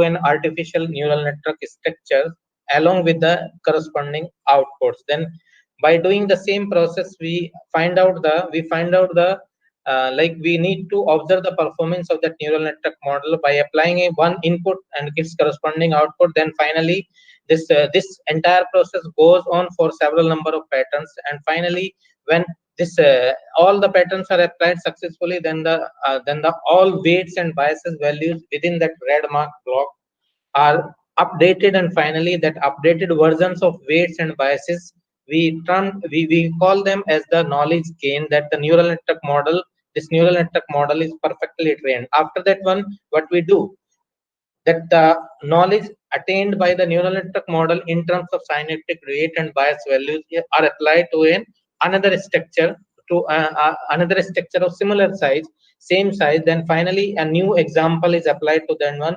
Then this new example is processed by the already optimized weights and bias values during training phase to predict the response, and then predicted response is compared to the corresponding standard values. If it is more or less similar to that one, then finally we will call that the neural network has trained perfectly for that particular problem.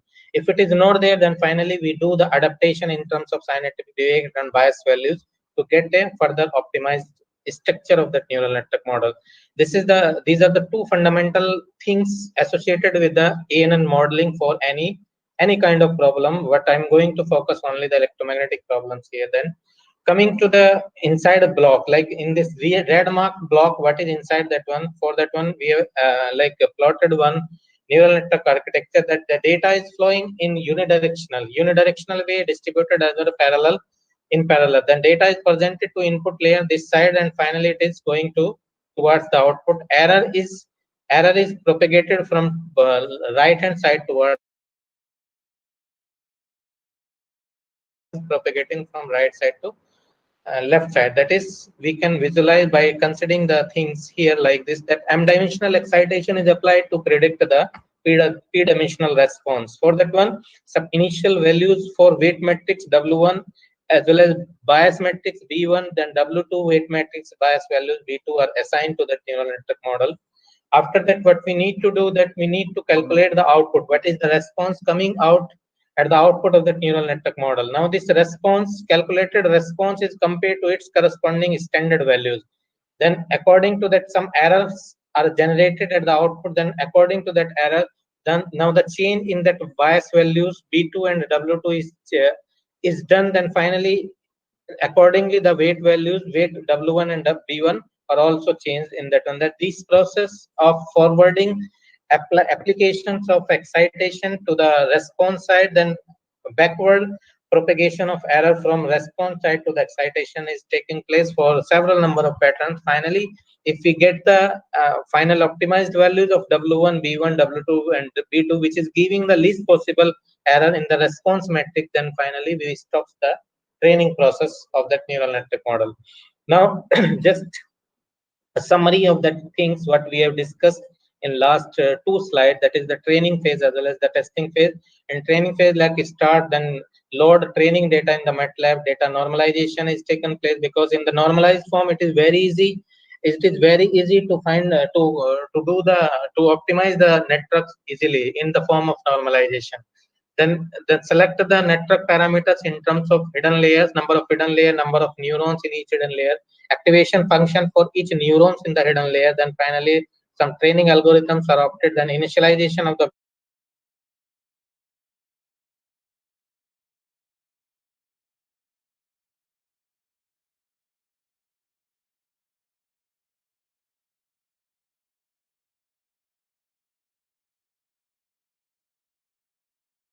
final optimized value. Once low opt and we opt to create the second phase of that neural network model, that is the testing phase, that we can visualize easily by taking the right hand side of that diagram. Coming to that, like how the neural network model is implemented in MATLAB, that is creating a neural network model with the structural configuration. Any arbitrary structure you can create that one, but ultimately that arbitrary structure is to be optimized further. Then define the excitation matrix as well as the response matrix. Then select the initial weights as well as bias values. Then coming to the some initial parameter, that is mean square error, number of iteration, etc. are defined properly in that neural network model. Then finally observe the convergence of that neural network model. If it is converged, then retrieve the weights, converge weights and bias values. If the model is converged, then finally remove the 25% of the excitation and corresponding response matrix. Then 75 remaining 75% are used for uh, driving the first phase, that is the training phase of that one. Then finally, after doing the training phase successfully, then we test the model for the remaining almost 25% of patterns. But there is no hard and fast rule that every time you need to keep the 75% training patterns and 25% testing pattern. It may be 80% to 20%, it may be 70% to 30% also, but more or less similar kind of range is applied in that one. Then finally, like after doing that initial fundamentals related to training and testing phase of that neural network model, I'm going to apply this approach in two different way. First approach is ANN modeling approach, that is having two different example. First one is based on the multi-parametric ANN modeling for interference rejection in ultra-wideband antennas. Second example is the prediction of slot size and inserted air gap for improving the performance of a microstrip antenna. The example one is associated with the antenna analysis part, and the example two is based on antenna synthesis part, and both are going to be applied on the ANN modeling. Then some problems will be observed in that ANN modeling after example two, that I'll be highlighting in that corresponding slides in that presentation. Then those problems can be overcome by considering some extended version of the traditional way of neural network modeling, that is the knowledge-based neural network modeling, KBNN modeling. Again, that modified version of KBNN modeling is tested in two different examples. First one is the antenna analysis, that is the estimation of radiation characteristic of a slotted microstrip antenna using KBNN, knowledge-based neural network model. And the last example, that is the prediction of slot shape, slot size, and inserted air gap for improving the performance of a microstrip antenna using KBNN. These are the four different examples. All are going to be discussed in a chain or in a continuation, that is starting from example 1 based on ANN modeling to the example 4 based on KBNN modeling. The first example is like that. There are the two different ways for classifying the wireless communication, that is the long range communication as well as the short range communication. In short range communication, we see several wireless technologies are available to us, that is WLAN and WiMAX, then WLAN, then Bluetooth is there. Then ultimately in 2002, Federal Communications Commission has released an unlicensed band of 3.1 to 10.6 gigahertz, that is a band of 7.5 gigahertz bandwidth for unlicensed user for indoor or short range communication.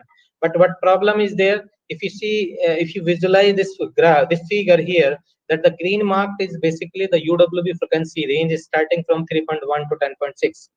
At that period of time when it was released in 2002, several narrowband technologies were also overlapping in that UWB frequency range.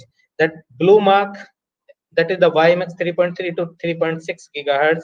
Then yellow mark is like later on it has also came into existence in the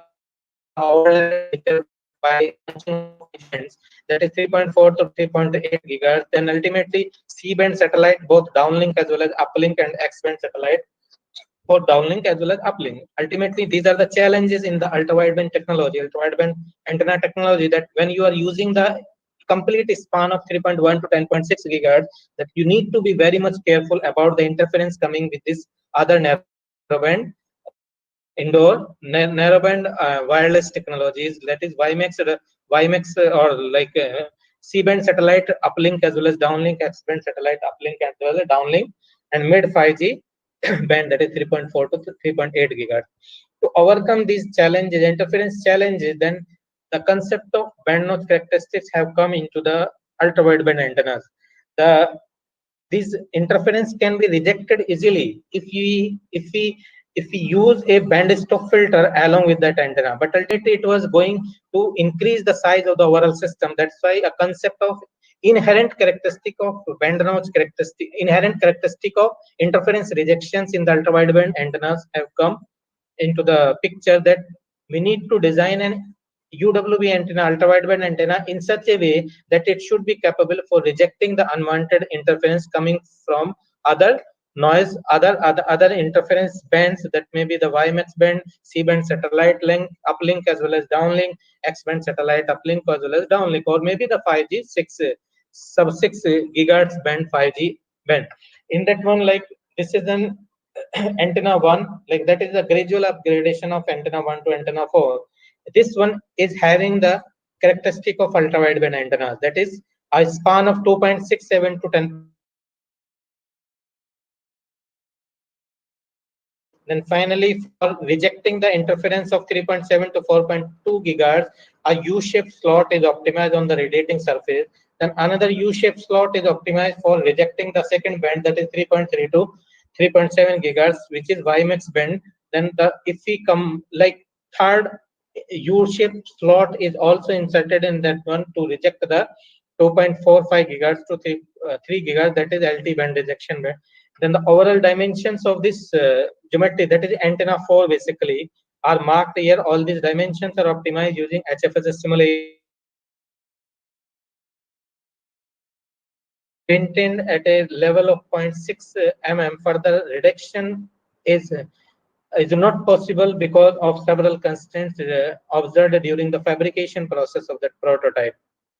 That's why we have, because the limited capabilities of fabrication facilities is available in India. Keeping that thing in mind, we have not further reduced the gap We have not further optimized the gap lesser than 2.6 mm.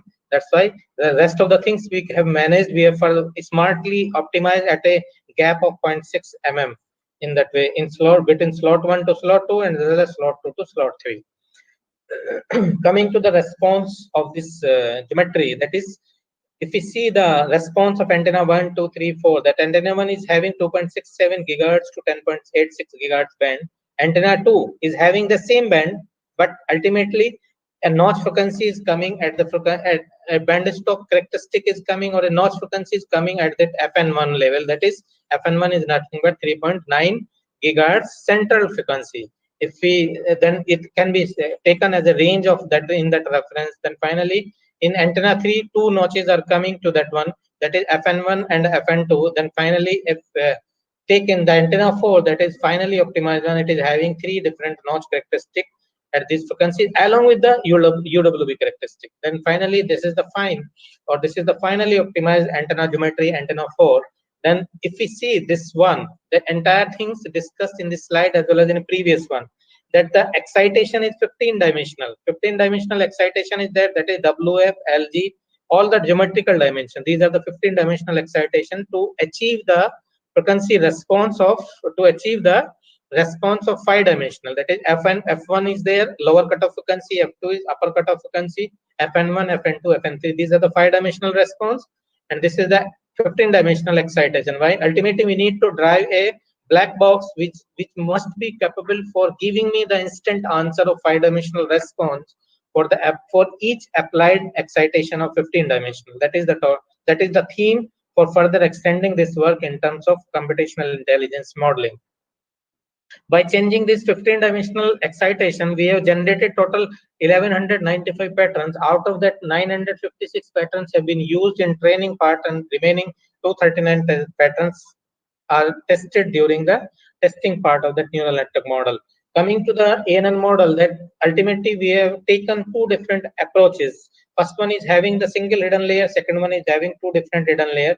The neurons in single hidden layer as well as the neurons of single dual hidden layer have been perfectly optimized in that one. That what strategy we have used for creating the data sets, that is, the step size is mentioned in the table 1, that this is the strategy we have used for generating the total number of patterns for corresponding antenna 1, 2, 3 as well as 4.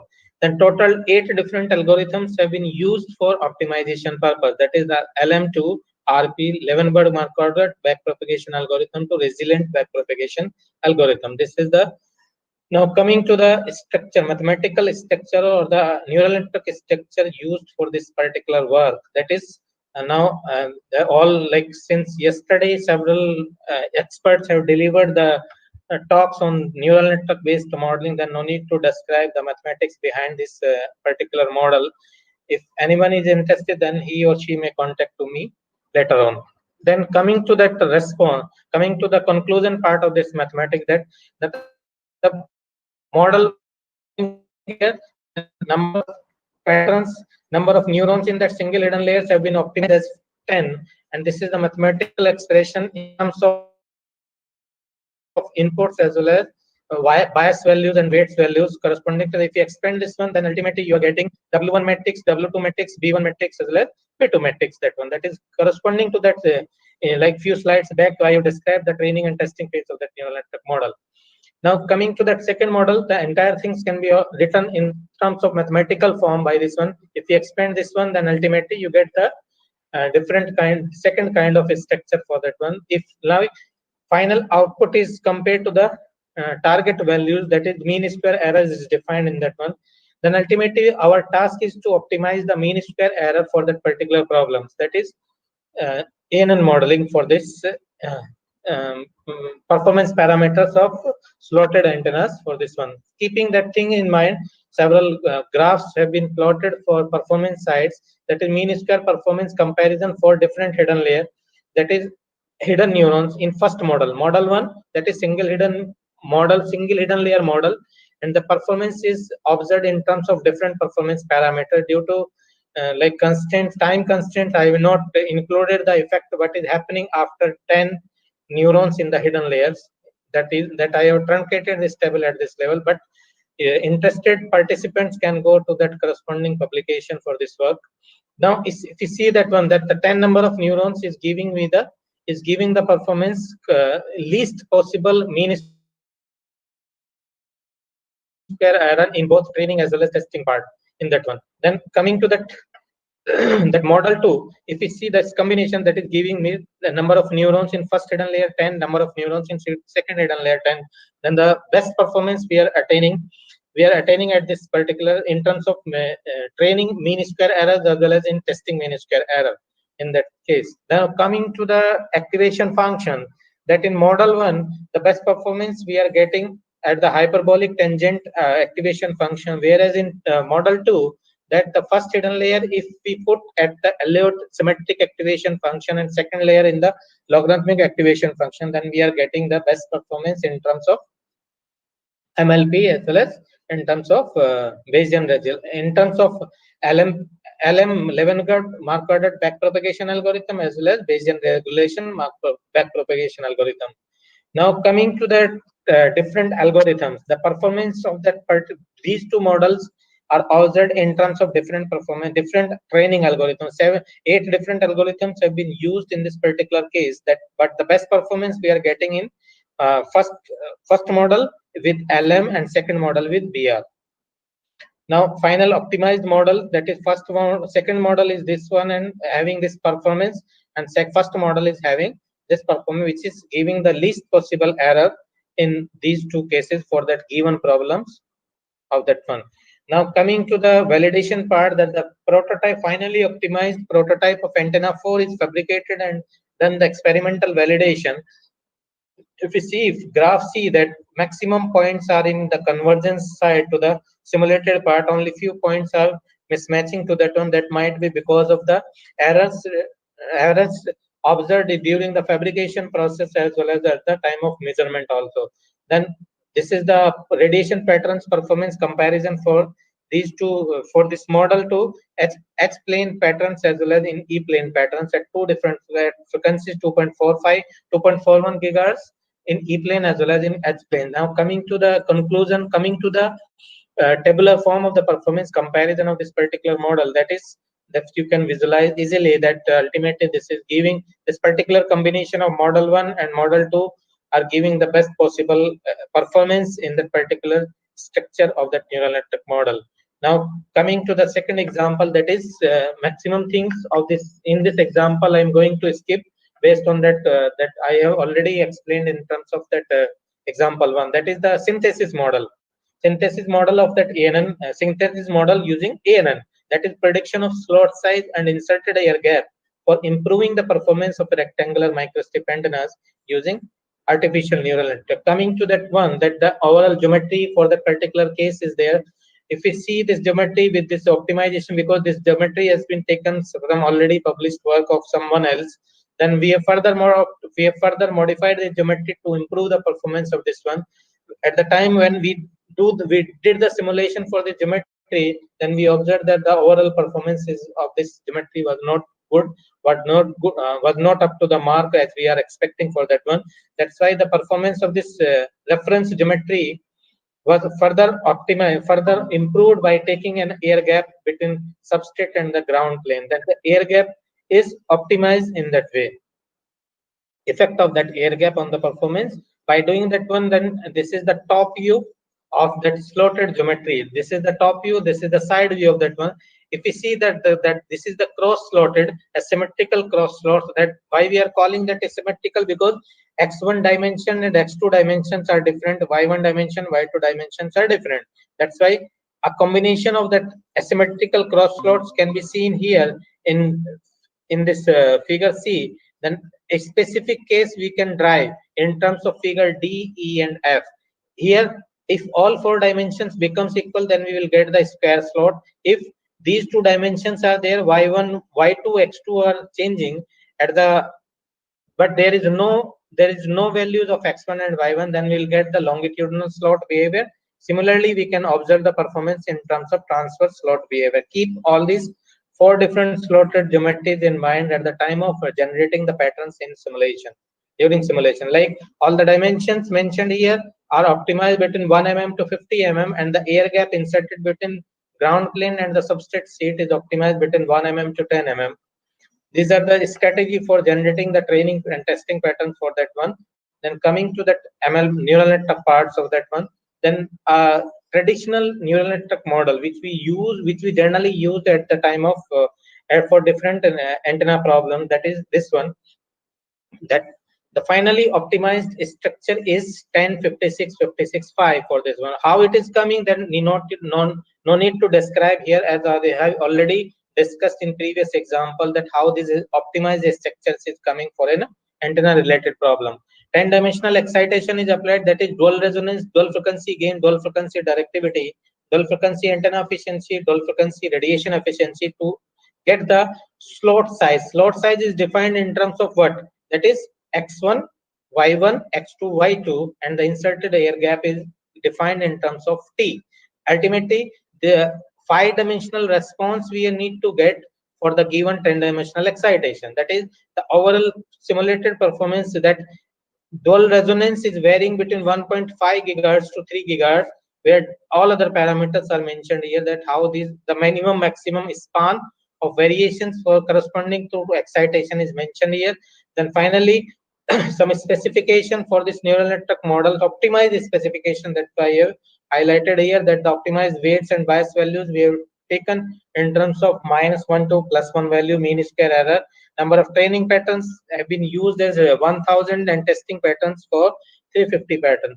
Now coming to the result side, that all the performance in terms of different training algorithms is mentioned here during training. Then during testing, what is observing here, then if we see the response here, then finally we will observe that the LM algorithm is giving the best possible response in all the cases. Training error, then testing error, number 9, amount of the training time, as well as the number of iterations required, which is giving the best possible optimization for this particular algorithm.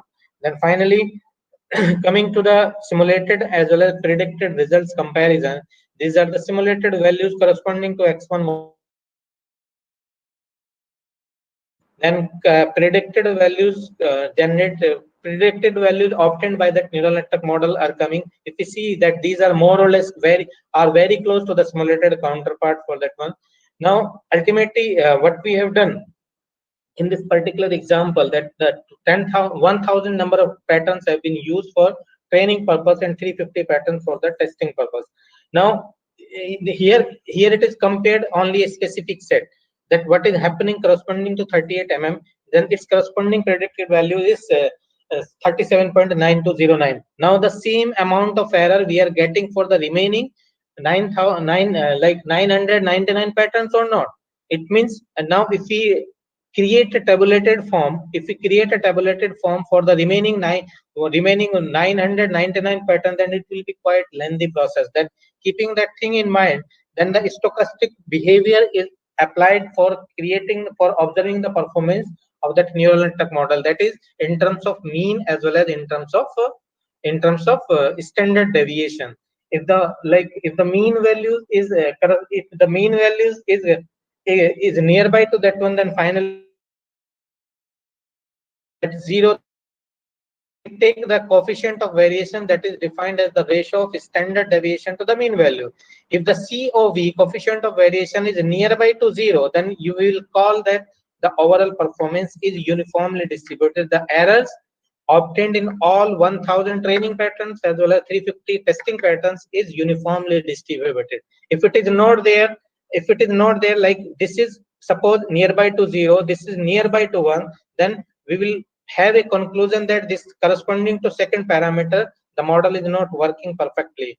But if you see all these parameters, that all the parameters are very close to 0, then we'll say that all the 5-dimensional response is giving the uniformly distributed error in all the patterns. Now the second next comparison is made in terms of simulation time, that the 1.5 gigahertz to 3 gigahertz frequency is used during the simulation with each 100 sample points. Each simulation we have fixed 100 number of sample points within that particular range. And what was observed at the period of time during the simulation, that it was having 1 hour 53 minutes per structure time. and the number of patterns during training was 1000 and during testing was 350. Then you can visualize that how much simulation times will be required for generating such a huge amount of training and testing pattern. Then the system memory RAM required for that particular structure simulation was 36 megabyte. Then coming to the testing as well as training performance comparison, then the training time performance that we have already observed, that was 1307 seconds, and the testing time performance for that one few line MATLAB coding is generated, that the CPU times. Then the testing time am I audible to all? Hello? Hello? Hello? Hello?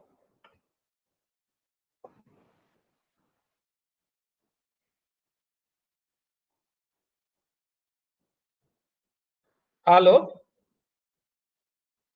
Dr. Karsh? Dr. Karsh? Am I audible to you?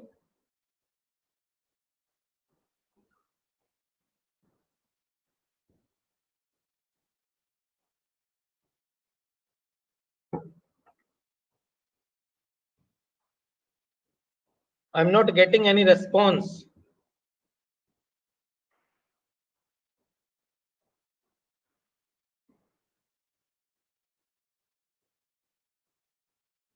Hello?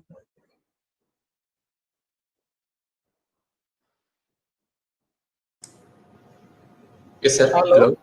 Yes, Am sir. I Yes, sir. Audible, sir. Audible, sir. okay? Okay, thank you.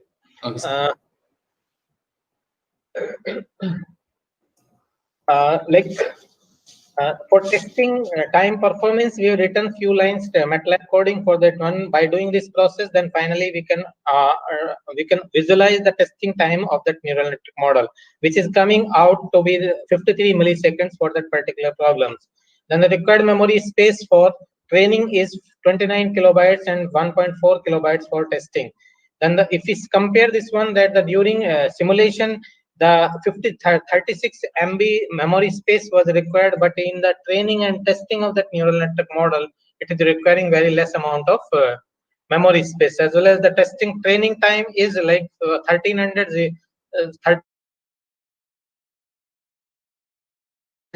in giving you the response is 53 milliseconds. That is the, for validation purpose, we have done the fabrication of that one. Then coming to the directly results, then finally we can observe the performance, how the performance is matching to the simulated part for all these cases. Then like coming to the conclusion of this design, that the measured simulated in case of 3 different slotted forms is compared here, transfer slot and cross slots. Then simulated bandwidth is 55.5 megahertz, then but the measured bandwidth is 250 megahertz. This difference might be because of that human errors while doing the fabrication of the prototype or at the time of doing the measurements. That is the main problems, because it is not 100% matching to that one, but this type of error can be, but ultimately measured performance is better than to the simulated performance, that the like measured bandwidth is higher than to the simulated bandwidth. By doing that one, that the like without cross slots, so this is the dual resonance behavior. With cross slots, it is there. By inserting the slots, we are getting the compactness of up to 35% for that one. Coming to that, like simulated gain directivity comparison, then antenna efficiency, radiation efficiency comparison. Be quickly, like in that one, because second approach is to be defined, is to be explained here in this presentation. Like what main problems we have observed, like coming to the like concluding remarks on approach 1. Both the models are based on that 70% training pattern and 30% testing pattern. As far as electromagnetic problems or microwave circuits or printed microwave circuits is concerned, then all the patterns are generated either mathematically or by using some simulation approach. But generating such a large numbers of patterns, then it will be a totally time consuming process. Then Further, at the time of extrapolation region, then there is no guarantee that the optimized neural network model will give you the best performance in the extrapolation region. Interpolation and extrapolation region, like in some of the parameter, like in frequencies, what range I have given to you, that is 1.5 gigahertz to 3 gigahertz. If I extend that lower range 1.5 gigahertz to 1 gigahertz to 3.5 to 4 gigahertz, 3 to 3.5 gigahertz, that the new range is coming 1 to 3.5 gigahertz. But at the time of training as well as testing, you have used a frequency range of 1.5 gigahertz to 3 gigahertz. Then what is happening between a frequency range of lower side, that is 1 gigahertz to 1.5 gigahertz? Similarly, if any patterns is coming between this range 1 to 1.5 gigahertz and 3 to 3.5 gigahertz, then there is no guarantee whether this trained neural network model will give you the best performance or not one. That is the problems associated with the extrapolation region. Ultimately, these three things are the main constant observed in these two examples based on the traditional way of neural network modeling. Coming to the solution for that one, that these three constraints can be overcome by incorporating an additional knowledge in the existing neural network model. That's why we are calling that the knowledge-based neural network model. Then how we will incorporate that knowledge? That prior knowledge contains some information about the behavior of that problem, that what problems you are going to optimize. That same set of patterns, like a certain set of patterns you need to take in the prior knowledge network, and the finally, the knowledge, that prior knowledge patterns can be generated using the analytical equations, empirical models, or an already trained neural network model. The easiest way to opt the last one, that is already trained neural network model. Now the last two examples will be having two different kinds of neural network model. One is the model which is having the prior knowledge of the prior knowledge corresponding to that problems, and second one is the model which is going to be trained for that particular problem. Keep that thing, that the model which is having a knowledge which we are calling at the trained knowledge neural network model, and second one is the model which is going to be optimized with the help of that already trained neural network model.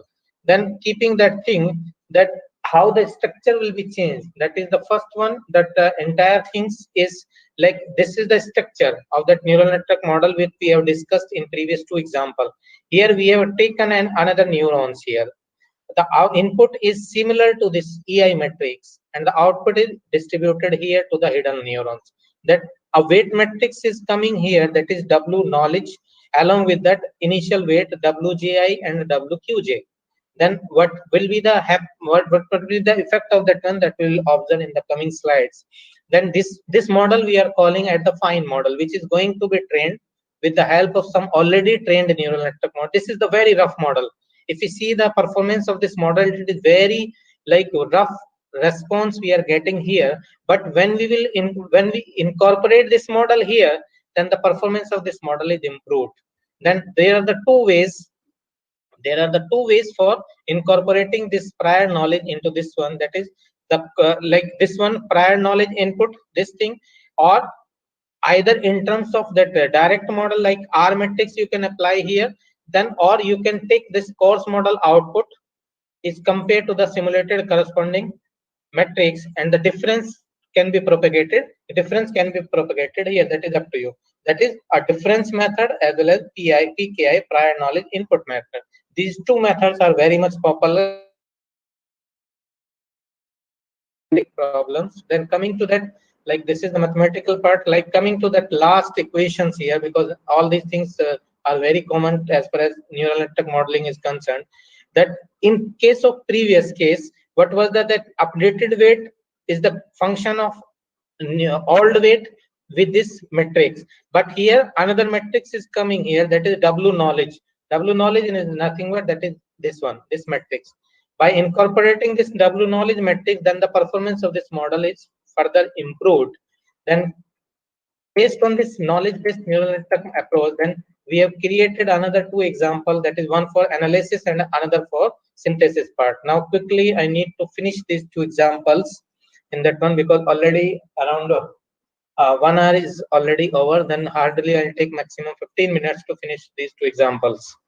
Now coming to that one, that is the conventional way of modeling, neural network modeling, that the 6-dimensional by 5-dimensional input is there, and is the mode basically. One mode control we have inserted in the input side, and one another mode control we have inserted in the output side. Why? If n equal to 1, we fix n equal to 1, then the response, then the excitation we need to apply here, that is corresponding to ACS, asymmetrical cross slot. For square slot, n equal to 2 will be there. For longitudinal slot, n equal to 3 will be there. For transverse slot, n equal to 4 will be there. And coming to that response side, again, if m equal to 1, then we are getting the response of dual resonance. If m equal to 2, we are getting the response of dual gain. And we n equal to 3, 4, 5, then we can get the response of dual frequency directivity, dual frequency antenna efficiency, dual frequency radiation efficiency with that one. Now coming to that traditional way of neural network model, I am not going to say anything with this approach, because already in example 1 and 2 I have described how these factors are coming. Then KBNN model, in difference method coarse model structures we have optimized by taking the process which we have already discussed in example 1 and example 2. This is the optimization of coarse ANN model, then fine ANN model is this one individually. Then finally we have incorporated these two these two models, coarse model and fine model, in the form of difference method and in the form of PKI methods. Then finally the overall training is done by using Levenberg Marquardt propagation algorithms. Then performance comparison, then the model size, structural configuration of standard MLP model is the 6 into 87 into 36 into 3. Whereas in KBNN difference method, these two structures we are getting, and in PKI method, these are the structures. If we see the number of weights corresponding to standard MLP, that is 3762, whereas in second model 303 number of weights are required, and third method 306 number of weights are required. Then the number of biases values are there.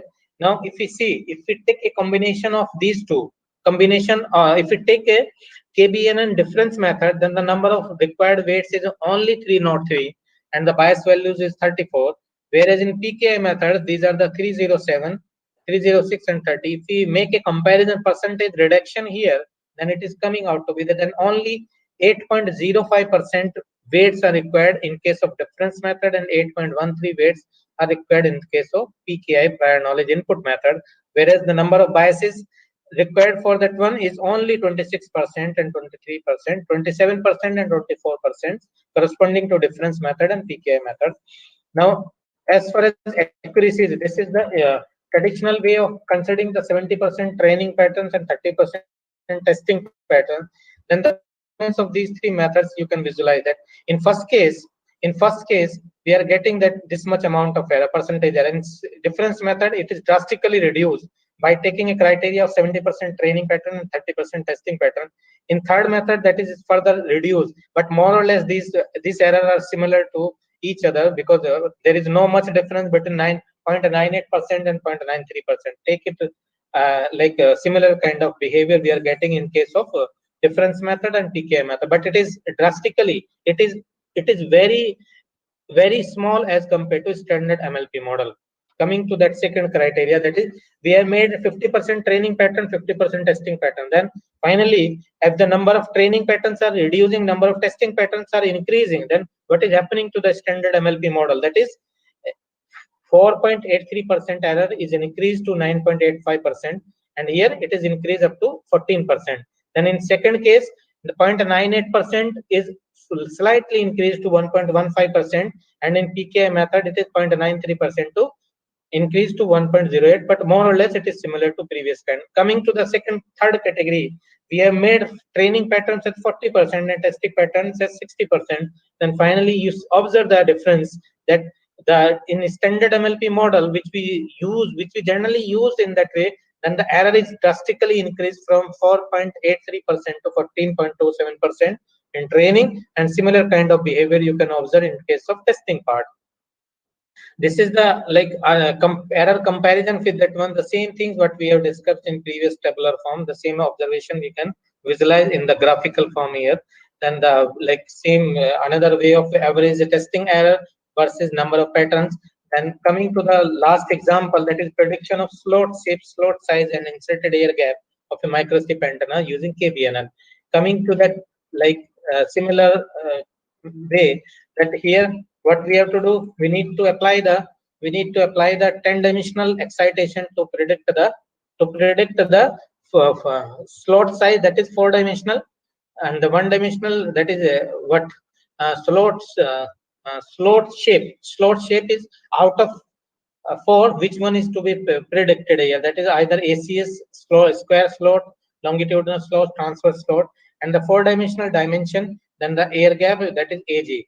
Then this is the like standard MLP structure, then KBNN structure, then performance, then number of weights and bias values has further reduced here, that is it is requiring only the 6% number of weights and 7.551 in case of PK method. Then finally, number of biases required for these two knowledge-based neural network model is 20%, 21%, and 22%. Then coming to the performance comparison, that we can observe that this is the simulated dual resonance and this is the simulated predicted response and measured response. If you see that simulated values, predicted values, and measured values all are very close to each other in both the cases, first resonance as well as in second resonance. Similar kind of behavior we are getting in the form of other performance parameters for that one. Now the same criteria we have applied, what we have done in example 3, that 70%, 30%, 50%, 50%, 40%, 60%, then you can observe the performance here. Then coming to that graphical representation for that one extrapolation region, if you see extrapolation region, performance of that knowledge-based neural network model in extrapolation region, that the MLP model, you just see the error variation, that is roughly here like 2% to around 9.5% variations is there in case of extrapolation region, whereas in case of that both knowledge-based neural network model, it is within that 2% or 3% or 2.5%. That is the advantage of incorporating that knowledge in the existing neural network model. Then the performance optimized in simulation and the predicted values. Then finally performance, measured performance, simulated performance comparison. Then come to that concluding remarks, that what we have done in this presentation, what we have delivered in this presentation, an overview of that analytical modeling and numerical modeling, then simulation approach, then constraint observed in that simulation approach, then 2 computational intelligence based techniques. First one is the traditional ANN, second one is the knowledge based neural network modeling, having 2 examples in each approach. And finally this is the like publication based on this particular presentation. And coming to the concluding side, then for that one I'm going to thank to the funding agency behind working on this ongoing project in the Department of Electronics and Communication Engineering, because without fund it is very hard to do the research. And the manpower is also equally important in this particular area, computational intelligence based modeling for printed microwave circuits. This is the students team which is involved, which has already been involved in this particular area. The Banjali Sarkar is presently working as a PhD scholar in that particular area. Chandan Roy, who has completed his MTech in 2018, and presently he did his project in this particular area of research in under my supervision, and presently he is doing PhD at Montreal University, Canada, with the extension of work what he has done in the MTech. Same work he is going to extend in his PhD under a very renowned professor, Professor K. And the students were involved in 2015 to 19, that is final year. They have passed out in 2019, who have done a bit work in that particular area. Now with this I conclude myself. I'll be happy to handle some query if there is a from participant sides. Hello. Hello, sir. Yes, please. Sir,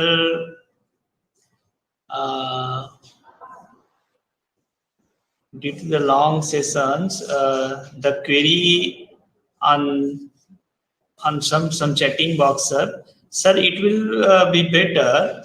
The question may be forwarded to your email later on. Sure. Yes, Okay, yes. sir. But the participant may note down this email ID. If there is any query, then later on they may contact. Yeah, dear participants, due to the time constraint, we can't take all questions. Kindly note down the email ID of our distinguished expert. You can mail your queries later on. Now, finally, I should say thank you to the Sir, organizing committee again. okay, sir. Thank you, Sir, uh, sir, we the participant especially show our highest gratitude to you, sir, for being with us and sharing your valuable knowledge and experience with us. We would like to thank Dr. Taimur Khan, sir, for taking all the pain to deliver his wide range of research experience with us. We assure, sir, it has been a big learning experience for all of us, and all the participants must have benefited and noted down ideas for their future research work. Sir, we hope to get such opportunity in near future also. Thank you, sir. Thank you, Dr. Kurz, once again for giving me an opportunity to interact with your participant in Okay, this. Thank you very much. Thanks. Dear participant, our next session will be resumed tomorrow at 10 a.m. by Professor S.R. Mahadeva Prasanna sir, IIT Guwahati.